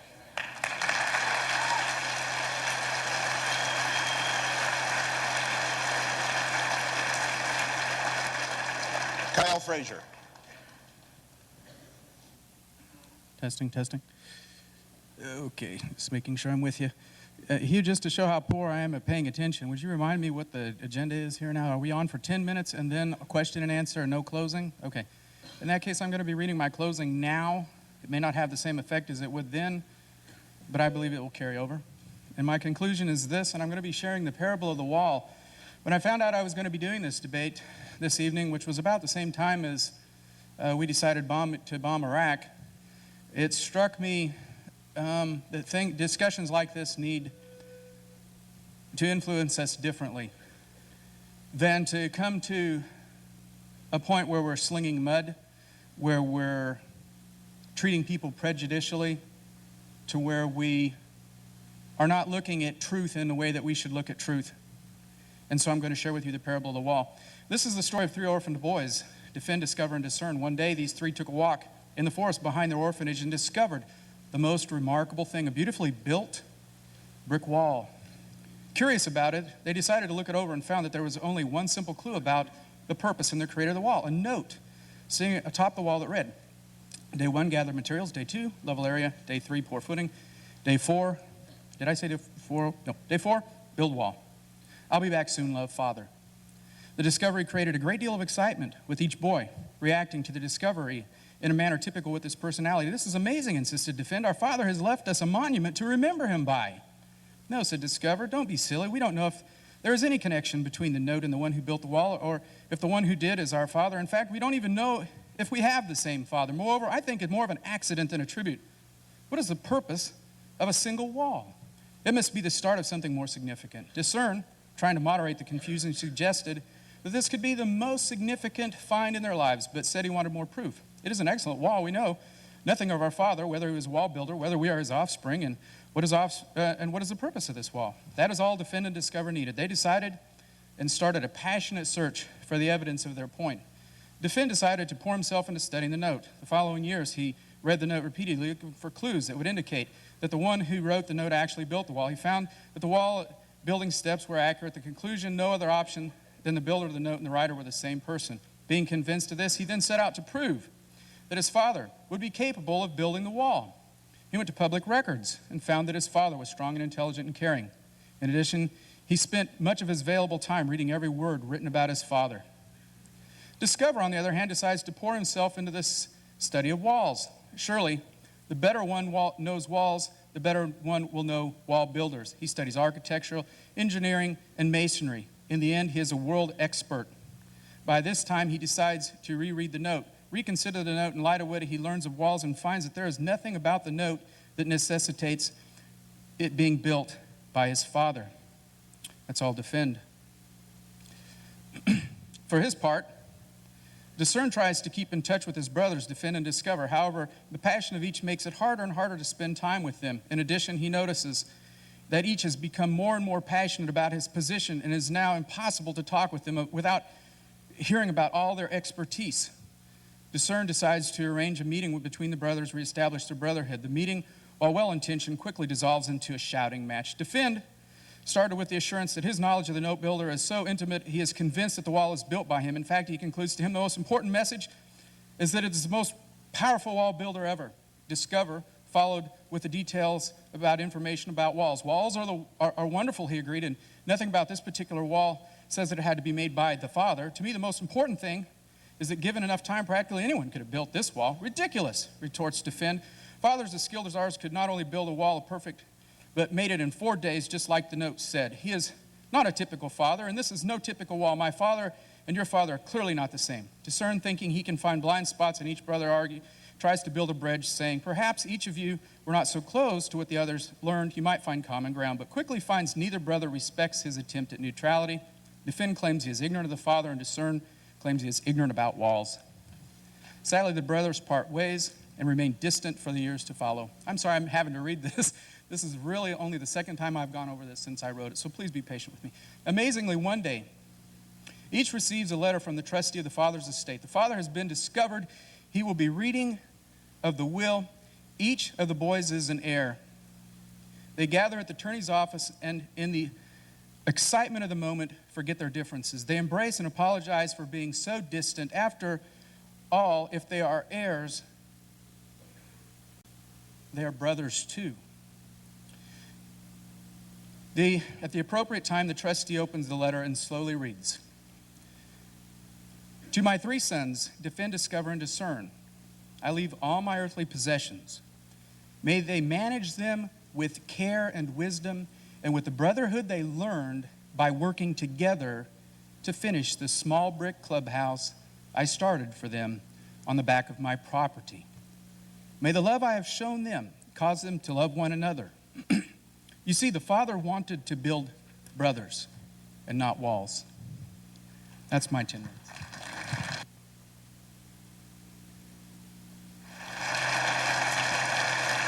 Thank you, Kyle. Michael, 10 minutes is what we agreed when you were up front. 10 minutes.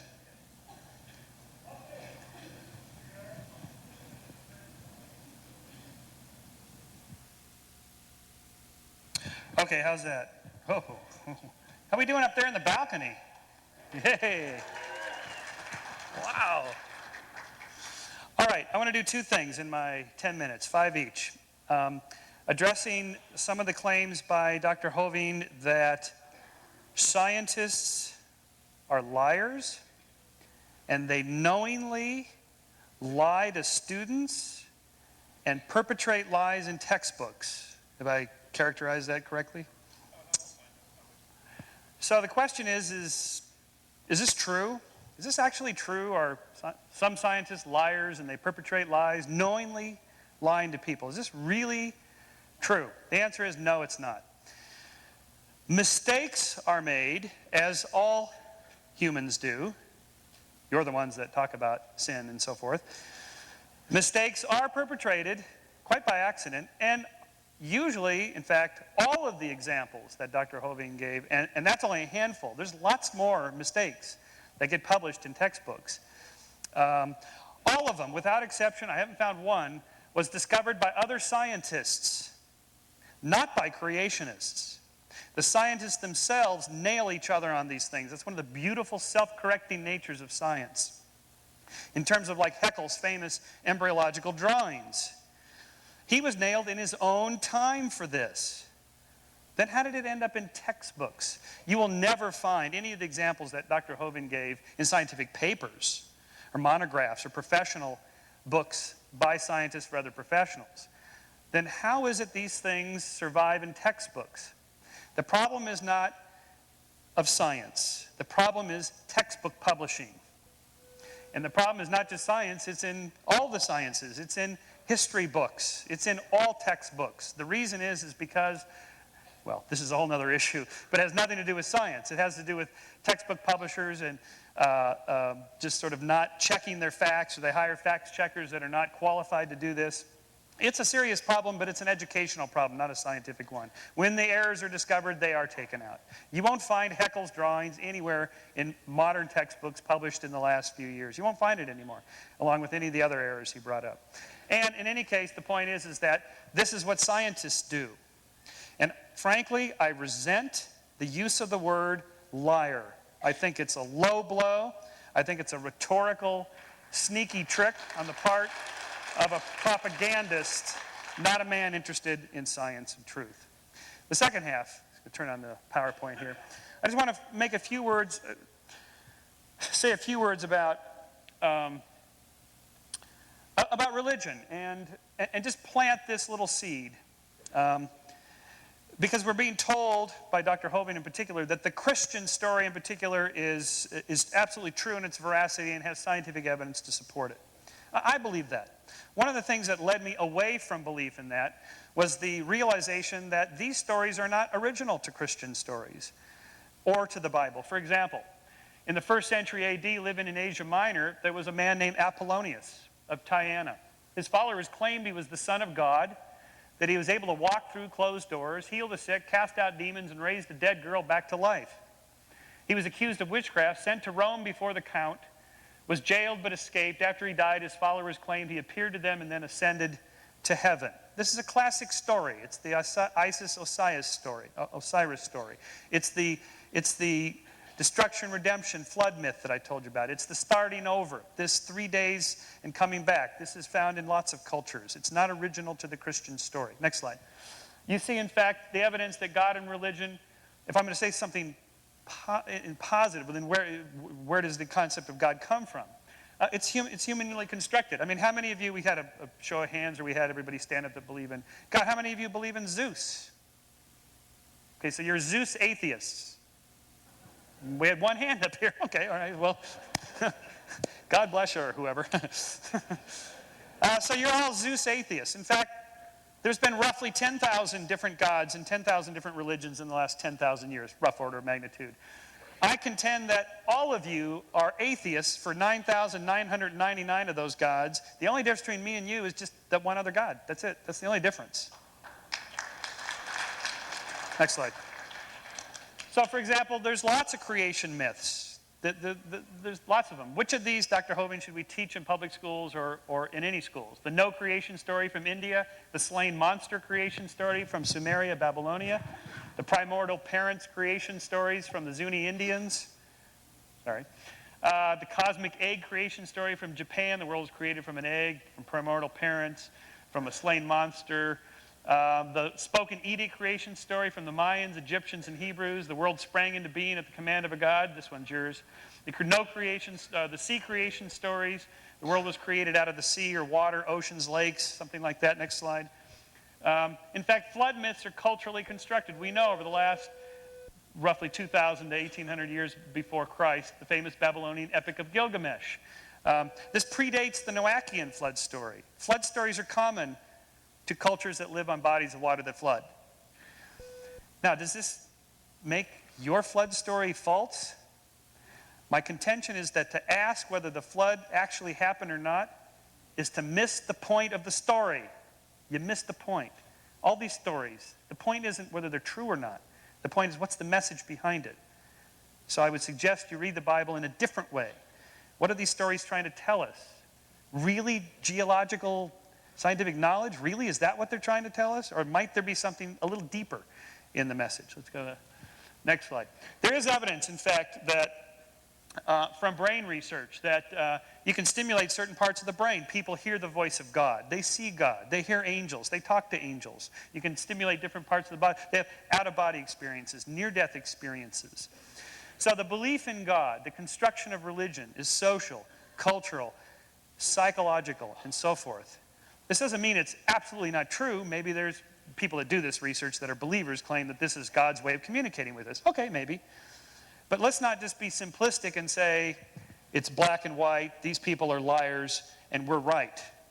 The real story is more subtle, more sophisticated, and more complex than that. And I would ask you to think for yourself, do a little reading, do a little expansion of your thinking along these lines, and see what else is out there.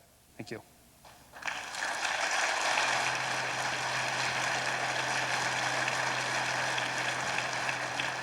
Here's how we propose to handle the questions. I will borrow one of the handheld mics here. We have 2 rows here.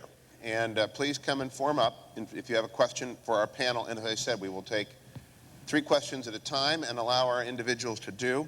I also agree with Michael, especially for the young people here.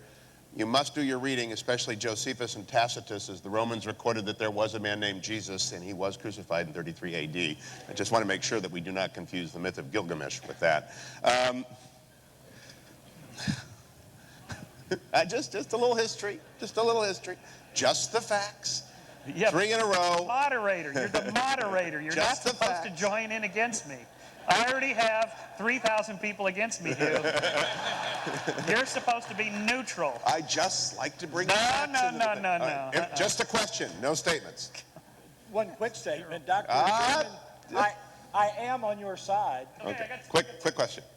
Your statement about 10,000 gods over the 10,000 years Yeah, it's probably more than that, but probably pretty well proves the point that there is the one true God, because there's 6 billion of us who believe in him. But where is the body of Christ? We had the Jews and the Romans both that had an interest in keeping it in the grave. It's not there. Okay, How do good you know? question. Let's get that's 3 in a row. 3 questions, sorry. Judge? Can you assess the present state of scientific evidence relative to carbon dating and other methods of determining passage of time? And the third. There was a statement about some like dimensional bubble or something like that. There could be an infinite number of those. Well, if there is a dimensional bubble, what's beyond that? And if there is something, what's beyond that? Dr. Hovind, respond to any or all of those 3 that you would like.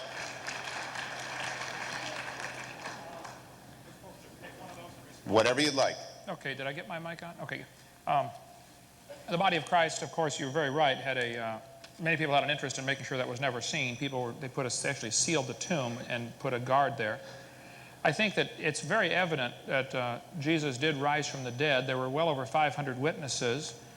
If you look at the change in the disciples, when they're standing at the foot of the cross, they're scared stiff, they're running and hiding, they're scared they're going to lose their life. A couple of days later, these are the bravest men in the world. There was an incredible change in their life. If you look at the historical evidence, you'll say, man, Christ rose from the dead. I think you'd find many millions of people today, including probably a few thousand in this room, who will testify that the same Jesus Christ has changed their life. Kyle? Kyle? Your response to any of those inquiries? Are you with me? Okay. I think I would take a stab at the bubbles universe, the multiple universe, the contingency of that. And the real problem with that what you find is that when I put up my argument that the universe came into being, even if it was 17 billion years ago, that leaves too little time to evolve life on the Earth. And so a lot of scientists then are appealing to other, what they call science, but quite candidly, you'll have to admit they're no more credible than a blind leap of faith in God. If you do throw out a model that says we need multiple universes in order to create life, because any one universe needs to be so finely tuned as to pop into being so that life can be here in a very short period of time on whatever scale you use. It won't happen unless you appeal to multiple universes. But then you have what's called the gambler's fallacy, and that is that if a gambler was sitting in a room and watching a man toss a coin and he tossed it 10,000 times and it always came up heads, you have to ask the gambler, is he going to take a bid on the next toss that it's going to come up tails? And the gambler may say, well, yes, I will. And then you'll say, what are you basing that upon? If he says, well, it's because I believe that there were another 210,000 coins tossed outside of this auditorium. They had something different than these, and these all came up heads. I'm betting that puppy's going to come up tails. He's betting on a lot of different odds, and that's the problem with appealing to bubble universes, additional universes coming into being. Michael, your choice of comments.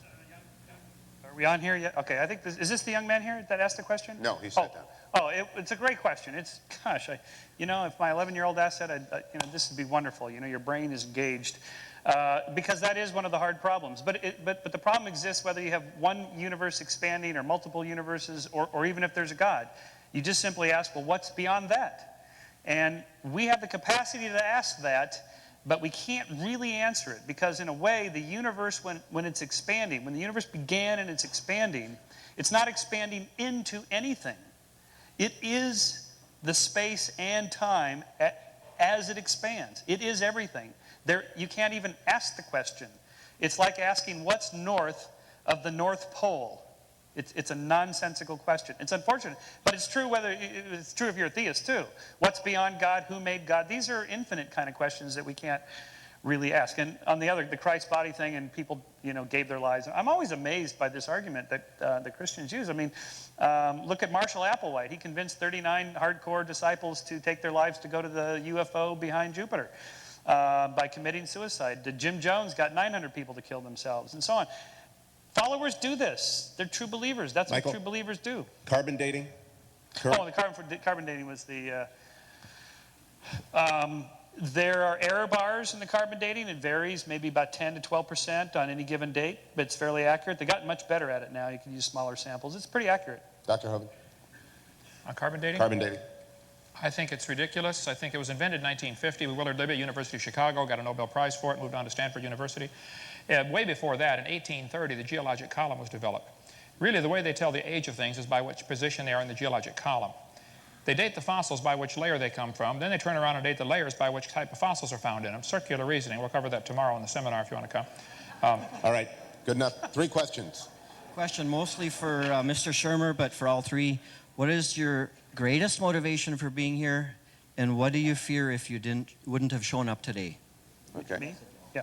I think I'm particularly for Dr. Hovind, but the question I have is if the flood, the cataclysm in 40 days and 40 nights, if during that time he's going to put the trilobites up in Sedona and he's going to carve the Grand Canyon, did he do this to confuse us? Good question. Given the various errors that I have experienced in textbooks and, contrary to some comments tonight, and the omissions of contradictory information to the neo-Darwinistic theory, why shouldn't one believe that these textbooks are written more from a philosophical position rather than from a search for truth? Michael, we'll start with you and move left. Okay. Well, we kind of did the why we're here question because I'm curious, like to know. Thought I'd see the city that has the team that the Lakers just beat last night. Just a gratuitous, just a little, Hey, but you had us scared for a while there. No, just because it's fun stuff. The Grand Canyon and all this, did God plant the fossils to confuse us? No, it was Satan testing your faith, whatever. Of course, obviously, this is a bit of a problem for believers.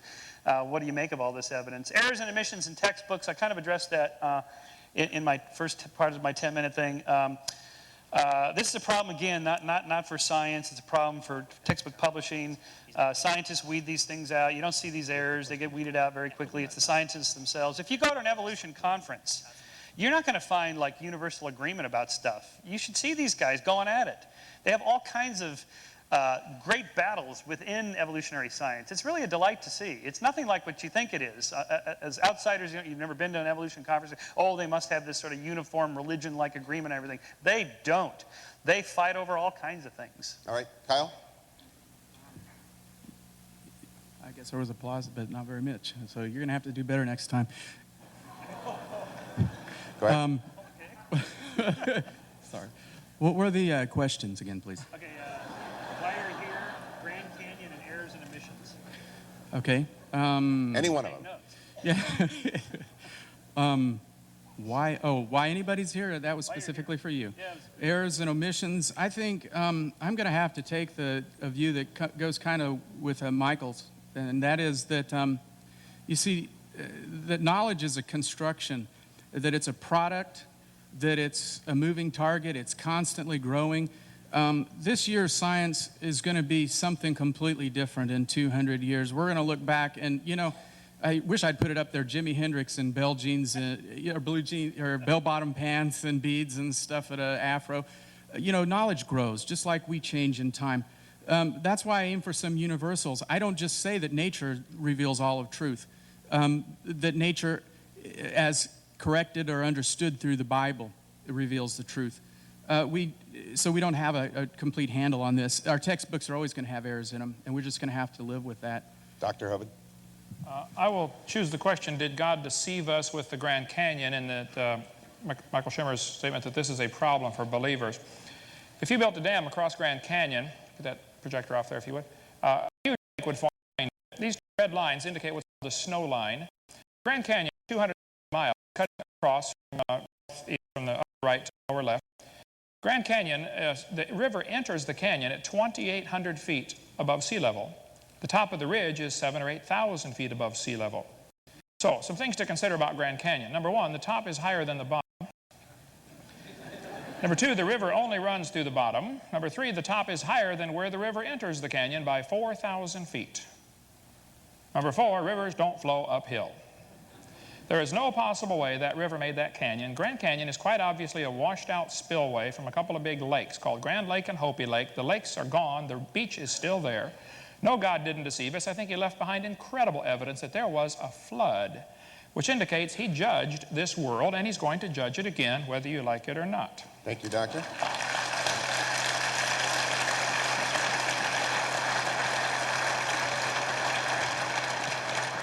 Quick questions, quick answers. If we evolved, then why did we develop sexual reproduction when asexual reproduction is easily achieved?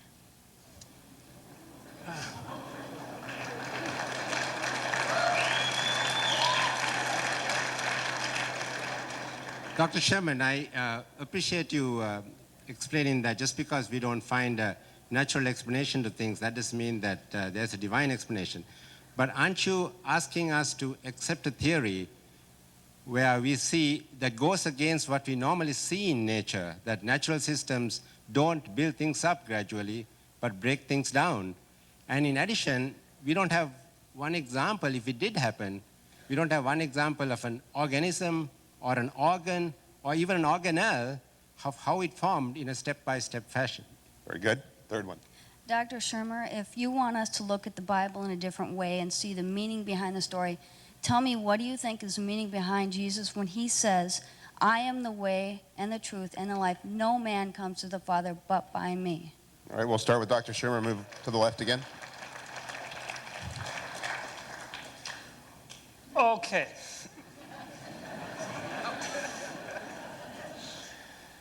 Why is sexual reproduction better than asexual reproduction? Well, young man, you're about to find out in a few more years.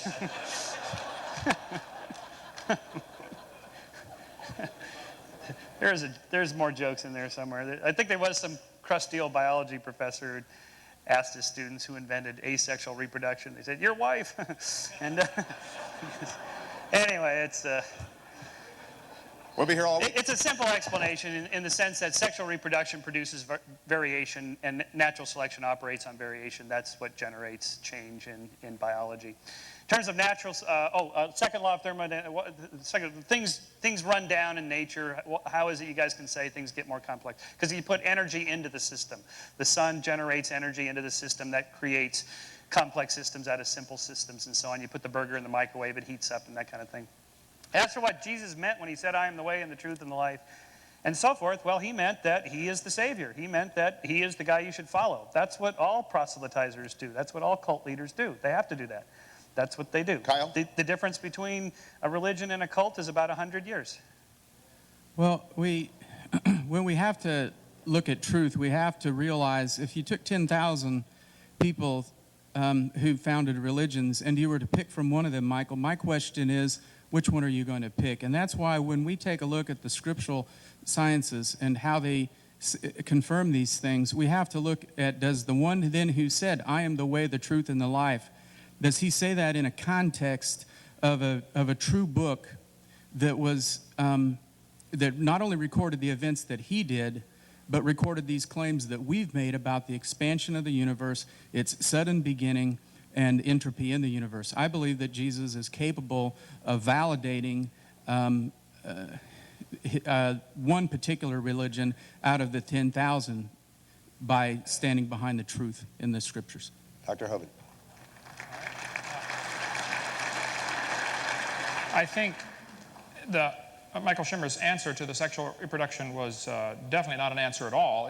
His statement basically was, it works good to supply varieties so natural selection can work on it, therefore it must have evolved. No, therefore it was designed, okay? I would ask a bigger question. Why would any animal want to reproduce more of its own kind, which just simply makes more mouths to feed? Why not instead evolve the ability to live forever? That'd be a lot smarter. As far as the second law of thermodynamics, his answer was you add energy. Well, here's Sue at 20. Here she is at 90 after a lot of energy. There she is at 3,000. The idea of adding energy is absolutely ludicrous, okay? This is always the answer, though. They'll say, well, if you add energy, the sun adds energy to the earth. Yes, I know. But the universe is a closed system, so that really begs the question. It only answers it for the earth. Secondly, adding energy is absolutely destructive unless there's a mechanism to utilize the energy. We added quite a bit of energy to Iraq in the last few months.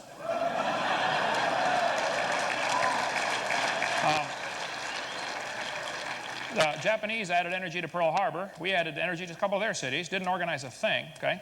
The sun adds energy to this earth, all right, but it's going to destroy the roof on your house, not build it. The sun's energy will destroy your house. It'll destroy the roof on your car. It'll destroy your paint job on your car. The sun's energy is destructive to everything except chlorophyll, which is an extremely complex molecule. So the same sun's energy shines on the other planets and doesn't build anything there. I think that to say that, adding energy solves the problem is absolutely a simplistic answer and totally devoid of any scientific common sense. Adding energy is destructive unless there's something to utilize the energy. 3 more. That's my final answer. 3 more.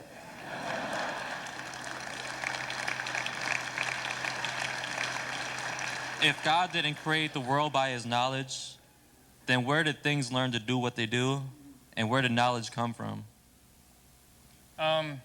I understand the need to understand the Bible is true, but how is it critical to believe in evolution, to believe in Jesus as my personal Savior? My question is about the miracle that happened with Adam and Eve and the rib being broken off the man. Is that true that we only have half a rib? Dr. Hovind, let's start with you and move to the right this time. I will not have time to get PowerPoint ready for this one, but no, man does not have an extra rib. There is only one bone in the human body that'll grow back if you take it out, and that is the lower rib. There's a good article about that. You can see in my videotape number 2, and I cover that. The blue one out there on the table. I didn't get time to even write down the other 2 questions, so I guess let's see. Oh, help yourself. Yeah, you took notes. Good, okay. Critical to abandon. Can you read that? Why should he abandon evolution? Okay. Why should he abandon evolution? There is absolutely no scientific evidence that says a dog ever came from a non-dog or a dog's capable of producing a non-dog. There's no evidence for evolution at all. So why on earth would you compromise a perfectly good Bible, which has never been proven wrong, with a dumb theory that's never been proven right? All right, leave it alone.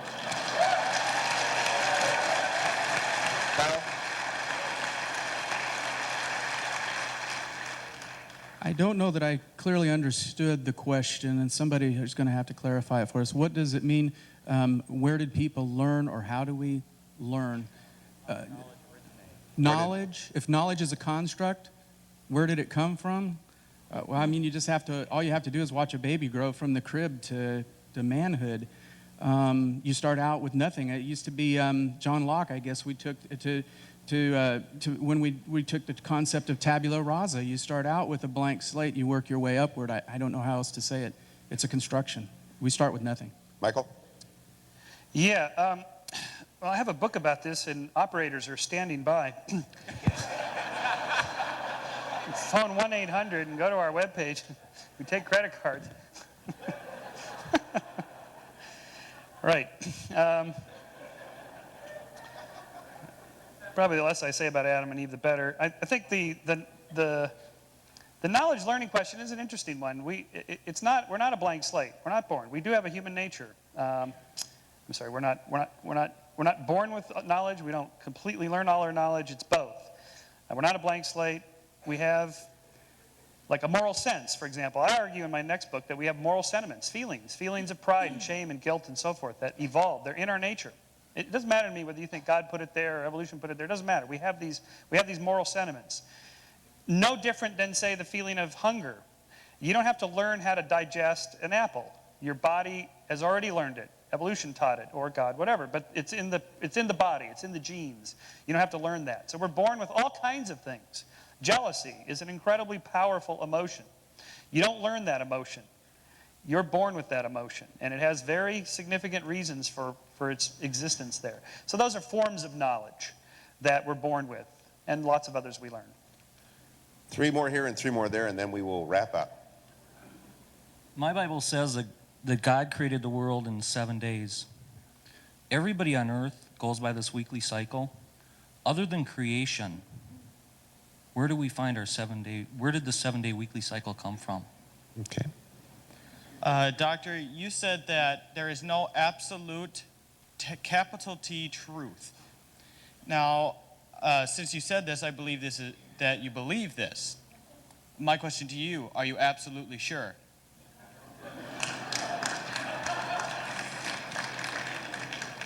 This is a pretty simple question, but what time frame did dinosaurs exist, and is there any evidence for that in the Bible? Dr. Hovind to the right. Okay, Mr. Schimmer's statement about operators standing by is obviously me referring to my tapes out there. I'd like to point out.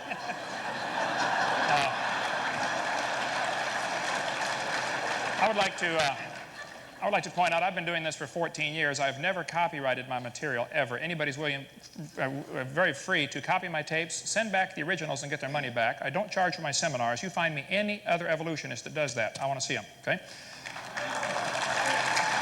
Now,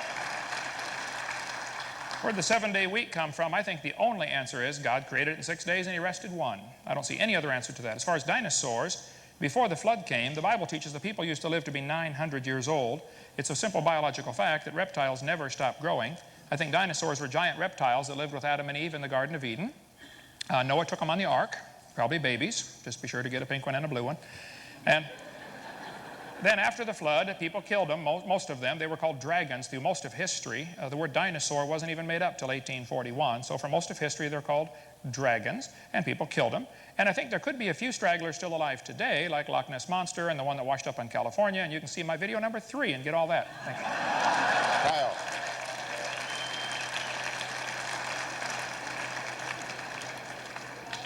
With regard to the 7-day week, I hope I'm clearly saying that I believe in 7 epochs. I just believe that they're longer than a 24-hour period of time. As far as the dinosaurs, our ministry teaches that there was a long period of time prior to the advent of man on the earth, which was, by the way, a miracle of God. It's not something that man did not evolve. He's not a separate creature. And the time period prior to man's advent here included many multiple species walking across the earth, including dinosaurs. And I have no concerns whatsoever that God could bring them to the earth and choose whatever means he chose to remove them from the earth. Michael. Yeah, there's nothing particularly special about 7-day weeks or 7-day cycles or whatever. There's lots and lots of versions of weeks throughout the last 6,000 years of recorded history.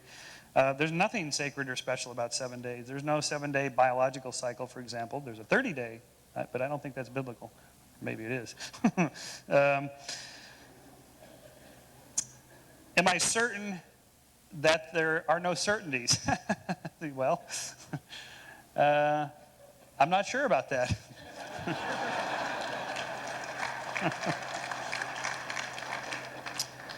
As for the dinosaurs, yeah, I'd love to know what deck they were on the ark. Look, you guys are really missing the point of this flood story. You're missing a really good story if you're trying to figure out which deck the dinosaurs were on, how God got the marsupials all the way down to Australia when the boat landed in Mount Ararat over in Turkey. How did they get there? You know, you're missing the point of that story. Go back and read it again. It's not about factual biology. It's about something else.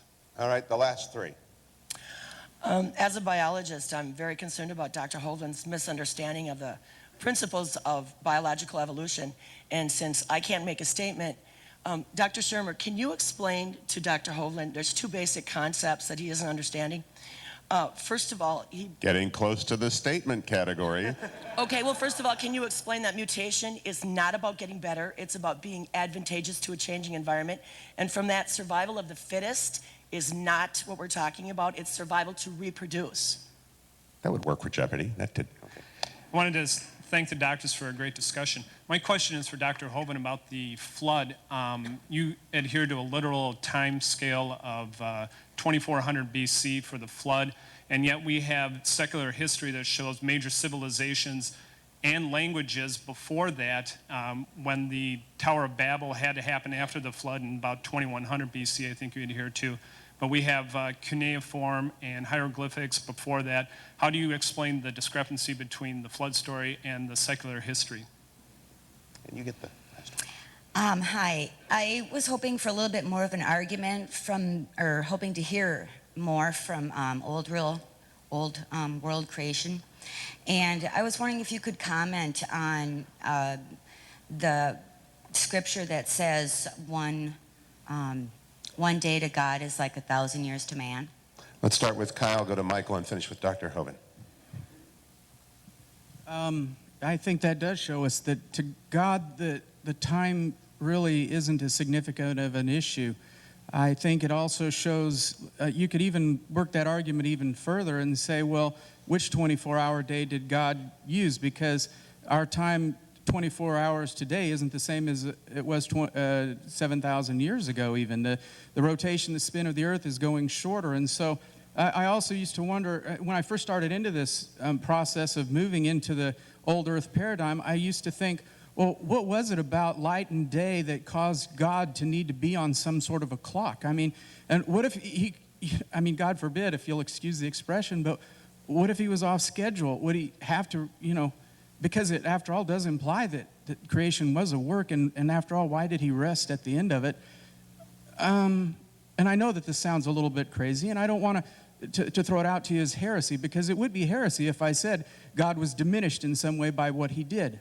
What I want to say, in fact, is why is it that we have to be so bound up in the clock, day and night, hours, as if God should have been subscribing to that particular time period, as if it makes it more instantaneous, more magical, and more mystical. When I think we can say whether he took it in 10 billion years or whether he did it in 5 minutes, all of what we see around us is an incredibly wonderful creation and couldn't have come about one iota of it by chance. Michael?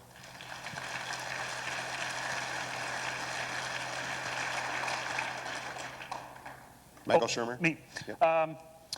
Yeah, well, on the question of evolution, how does it work? Well, there's this misconception of the survival of the fittest. It's not fit as in physically fit or big or strong or fat. It's whatever it takes to get the genes and in the next generation. Whoever leaves behind the most offspring that make it to the next generation and so on wins. There are examples of this. A species, Dr. Hovind said, we don't know what a species is, and we can define a species. A species is a group of actually or potentially interbreeding natural populations reproductively isolated from other such populations. Whatever it takes to reproductively isolate two populations, a mountain range, a hotel chain, an aqueduct, an ocean, a river, whatever, they get separated. Through mutation, they change a little bit. Through natural selection, they change, variation, sex, and so on. Then if they get back, the river dries up and the populations overlap again. If they've changed too much, they can't interbreed anymore. They are now, by definition, separate species. That is the origin of species right there. We have observed it lots of times in our own lifetime. In the late 1800s, Australian wallabies were introduced into Hawaii. Now the Hawaiian wallabies can no longer interbreed, because they've tried, with Australian wallabies, because they've changed too much. New species. That's an example of evolution at work right there. Dr. Hovind? There's still wallabies. That doesn't prove they came from a rock. All right. I don't know. We're going to leave a lot of questions hanging here, which these things always do, okay? As far as marsupials to Australia, that's not a problem. The marsupials are less aggressive than most other mammals, and they would always be at the leading edge of the migration fringe. They're always pushed out of their territory by the more aggressive animals. And as the water's rising after the flood was over, the ice caps are melting. We covered all that in video number 6, by the way. They ended up trapped in Australia. That's not a problem at all. It beats the idea that marsupials came from a rock 4.6 billion years ago. As far as the biology, I think I do understand biology, and I resent you saying that I don't understand that. I think most people here do clearly understand the mechanisms proposed for evolution, and they simply have rejected it because it's devoid of scientific evidence. That statement smacked of a little bit of, hey, I'm smart because I believe it, and you folks are all dumb because you don't believe in it, and I would resent that very much, okay? Secondly, as far as a day as being 1,000 years, I think there are two references, Psalms 90 verse 4 and 2 Peter 3, where it talks about a day as 1,000 years and 1,000 years as a day. Neither of those verses are talking about the creation, number one, and both of them say 1,000, not million or billion. So how on earth you get 17 billion out of those verses, I don't know, okay? And as far as limiting God, I'm not the one who limits God. The idea, I think you're stuck on this idea that the earth is the universe is 17 billion years old, and we have to make the Bible say that somehow. You're the one limiting God. It's the silly evolution theory that's the current vogue. And if everybody would just come to my seminar, we would get them all straightened out on that. Now, is my time up? Is my time up? Yes. No, one more. Yeah. DrDino.com. The Bible says God gave them up. Psalms 81. He gave them up to their own lust. He gave them up. He gave them up. Romans 1. I think God gives up on people when they choose not to believe in God. Some people just simply don't like God. The Bible says God will send them strong delusion that they should believe a lie. And if you believe you came from a rock, you're believing a lie, okay? Evolution's been discredited years ago. There's no evidence for it except things that have been proven wrong. I don't say you are a liar. I hope I didn't say that tonight. But if you're teaching those particular things that have been proven wrong, then you would be. I don't know what you teach and what you don't. Evolution's a dying theory. It's on artificial life support, kept only alive from the religious zealots. He looks fine. Yep, he looks fine. Evolution is a dying religion, just like many false teachings have died hard, horrible deaths over the years. Evolution is no different. The only reason people haven't given up on this silly idea is because the only alternative is creation. All right, that Doctor, chaps their hide. I'd like you to join me in thanking our panel this evening.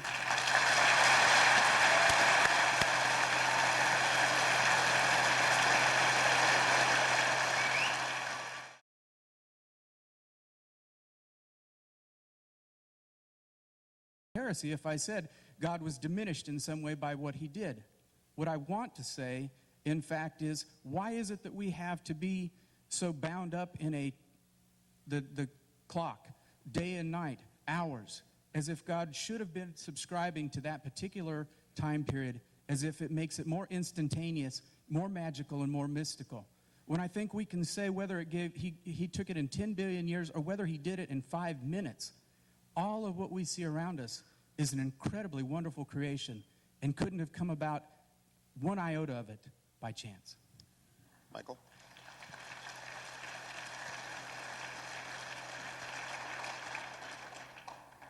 Michael Shermer? Me. Yep. Yeah, well, on the question of evolution, how does it work? Well, there's this misconception of the survival of the fittest. It's not fit as in physically fit or big or strong or fat. It's whatever it takes to get the genes and in the next generation. Whoever leaves behind the most offspring that make it to the next generation and so on wins.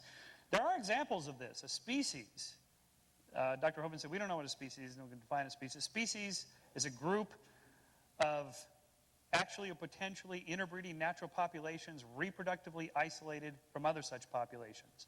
Whatever it takes to reproductively isolate two populations, a mountain range, a hotel chain, an aqueduct, an ocean, a river, whatever, they get separated. Through mutation, they change a little bit. Through natural selection, they change, variation, sex, and so on. Then if they get back, the river dries up and the populations overlap again.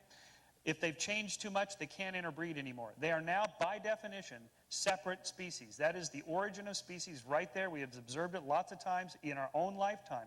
In the late 1800s, Australian wallabies were introduced into Hawaii. Now the Hawaiian wallabies can no longer interbreed, because they've tried, with Australian wallabies, because they've changed too much. New species. That's an example of evolution at work right there. Dr. Hovind? There's still wallabies. That doesn't prove they came from a rock. All right. I don't know. We're going to leave a lot of questions hanging here, which these things always do, okay? As far as marsupials to Australia, that's not a problem. The marsupials are less aggressive than most other mammals, and they would always be at the leading edge of the migration fringe. They're always pushed out of their territory by the more aggressive animals. And as the water's rising after the flood was over, the ice caps are melting. We covered all that in video number 6, by the way. They ended up trapped in Australia. That's not a problem at all. It beats the idea that marsupials came from a rock 4.6 billion years ago. As far as the biology, I think I do understand biology, and I resent you saying that I don't understand that. I think most people here do clearly understand the mechanisms proposed for evolution, and they simply have rejected it because it's devoid of scientific evidence. That statement smacked of a little bit of, hey, I'm smart because I believe it, and you folks are all dumb because you don't believe in it, and I would resent that very much, okay? Secondly, as far as a day as being 1,000 years, I think there are two references, Psalms 90 verse 4 and 2 Peter 3, where it talks about a day as 1,000 years and 1,000 years as a day. Neither of those verses are talking about the creation, number one, and both of them say 1,000, not million or billion. So how on earth you get 17 billion out of those verses, I don't know, okay?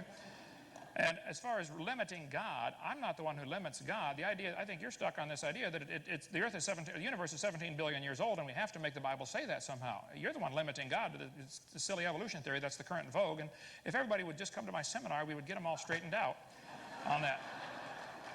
Now, is my time up? Is my time up? Yes. No, one more. Yeah, drdino.com. The Bible says God gave them up. Psalms 81, he gave them up to their own lust. He gave them up. He gave them up. Romans 1. I think God gives up on people when they choose not to believe in God. Some people just simply don't like God. The Bible says God will send them strong delusion that they should believe a lie. And if you believe you came from a rock, you're believing a lie, okay?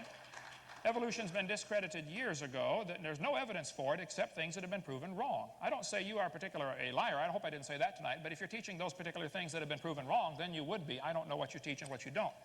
Evolution's a dying theory. It's on artificial life support, kept only alive from the religious zealots. He looks fine. Yep, he looks fine. Evolution is a dying religion, just like many false teachings have died hard, horrible deaths over the years. Evolution is no different. The only reason people haven't given up on this silly idea is because the only alternative is creation. All right, that Doctor, chaps their hide. I'd like you to join me in thanking our panel this evening.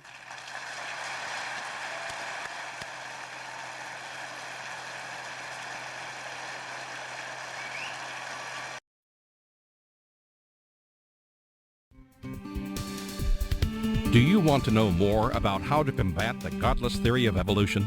Creation Science Evangelism offers 4 great tools that help strengthen the faith of believers and win the lost to Christ. After 15 years of teaching high school science, Dr. Hovind began Creation Science Evangelism in 1989.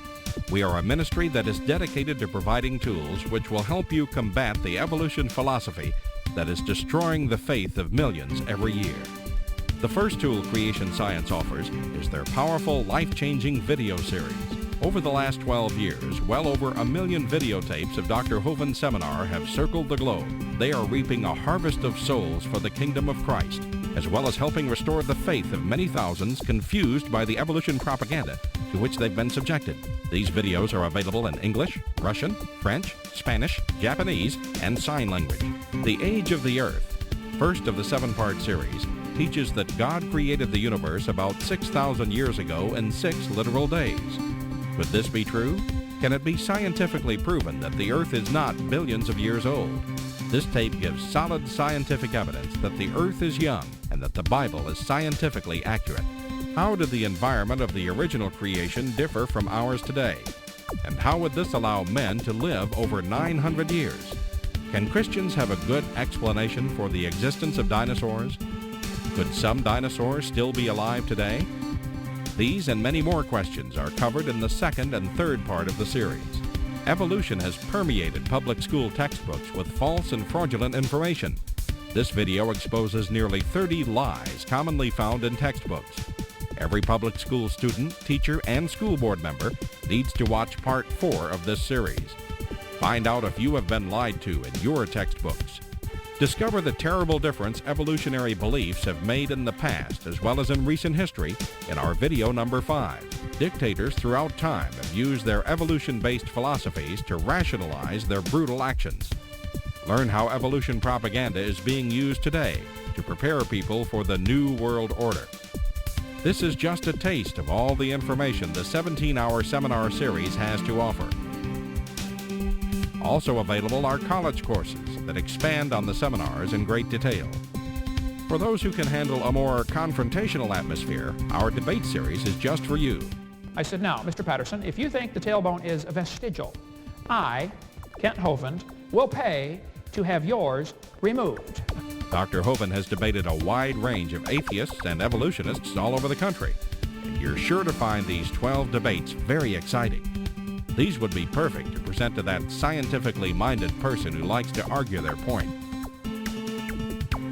Our topical series includes exciting topics like why evolution is stupid, public school presentation, children's video about dinosaurs, the Bible and health, Leviathan, the fire-breathing dragon, and many more. Creation Science also offers a variety of visuals, like the longevity chart, which presents the entire lineage of Adam to Joseph as given in Genesis. It's exciting to see exactly how many generations were alive at the same time. Hundreds of books on a variety of subjects, videos on incredible creatures that defy evolution, t-shirts, fossils, and more. Make Creation Science Evangelism the one-stop shopping center for your creation material needs. Our two websites, www.drdino.com and www.dinosauradventureland.com, provide our second tool for evangelism. DrDino.com is packed with lots of information, from charts and graphs to articles and frequently asked questions. This is also where you will find more information on all of the products CSE has to offer. Dinosauradventureland.com is great for the kids. They can play lots of fun games and see unusual rides and activities located at Dinosaur Adventureland in Pensacola, Florida. Thousands visit our sites regularly to gain insight into God's creation. The third tool available to you is the live seminars conducted by Dr. Hovind and his son Eric. Since 1989, Dr. Hovind has held seminars and debates in hundreds of churches, schools, and universities in 49 states and 30 foreign countries. His fast-paced, illustrated seminars cover diverse topics, such as evidence for a young Earth, how long Adam lived, dinosaurs living with man, where races came from, radiometric dating, and much more. Our fourth tool is the new, exciting Dinosaur Adventureland. Many thousands have come from all across America to visit our museum, creation bookstore, science center, and theme park, where God gets the glory for science. Our unusual swings, rides, and activities each have a science lesson as well as a spiritual lesson, and captivate everyone from age 4 to 94.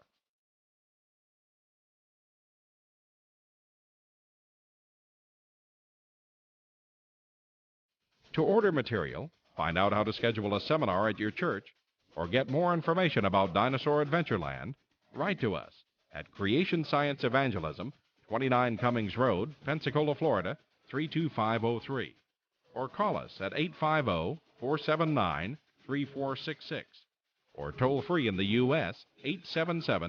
877-479-3466.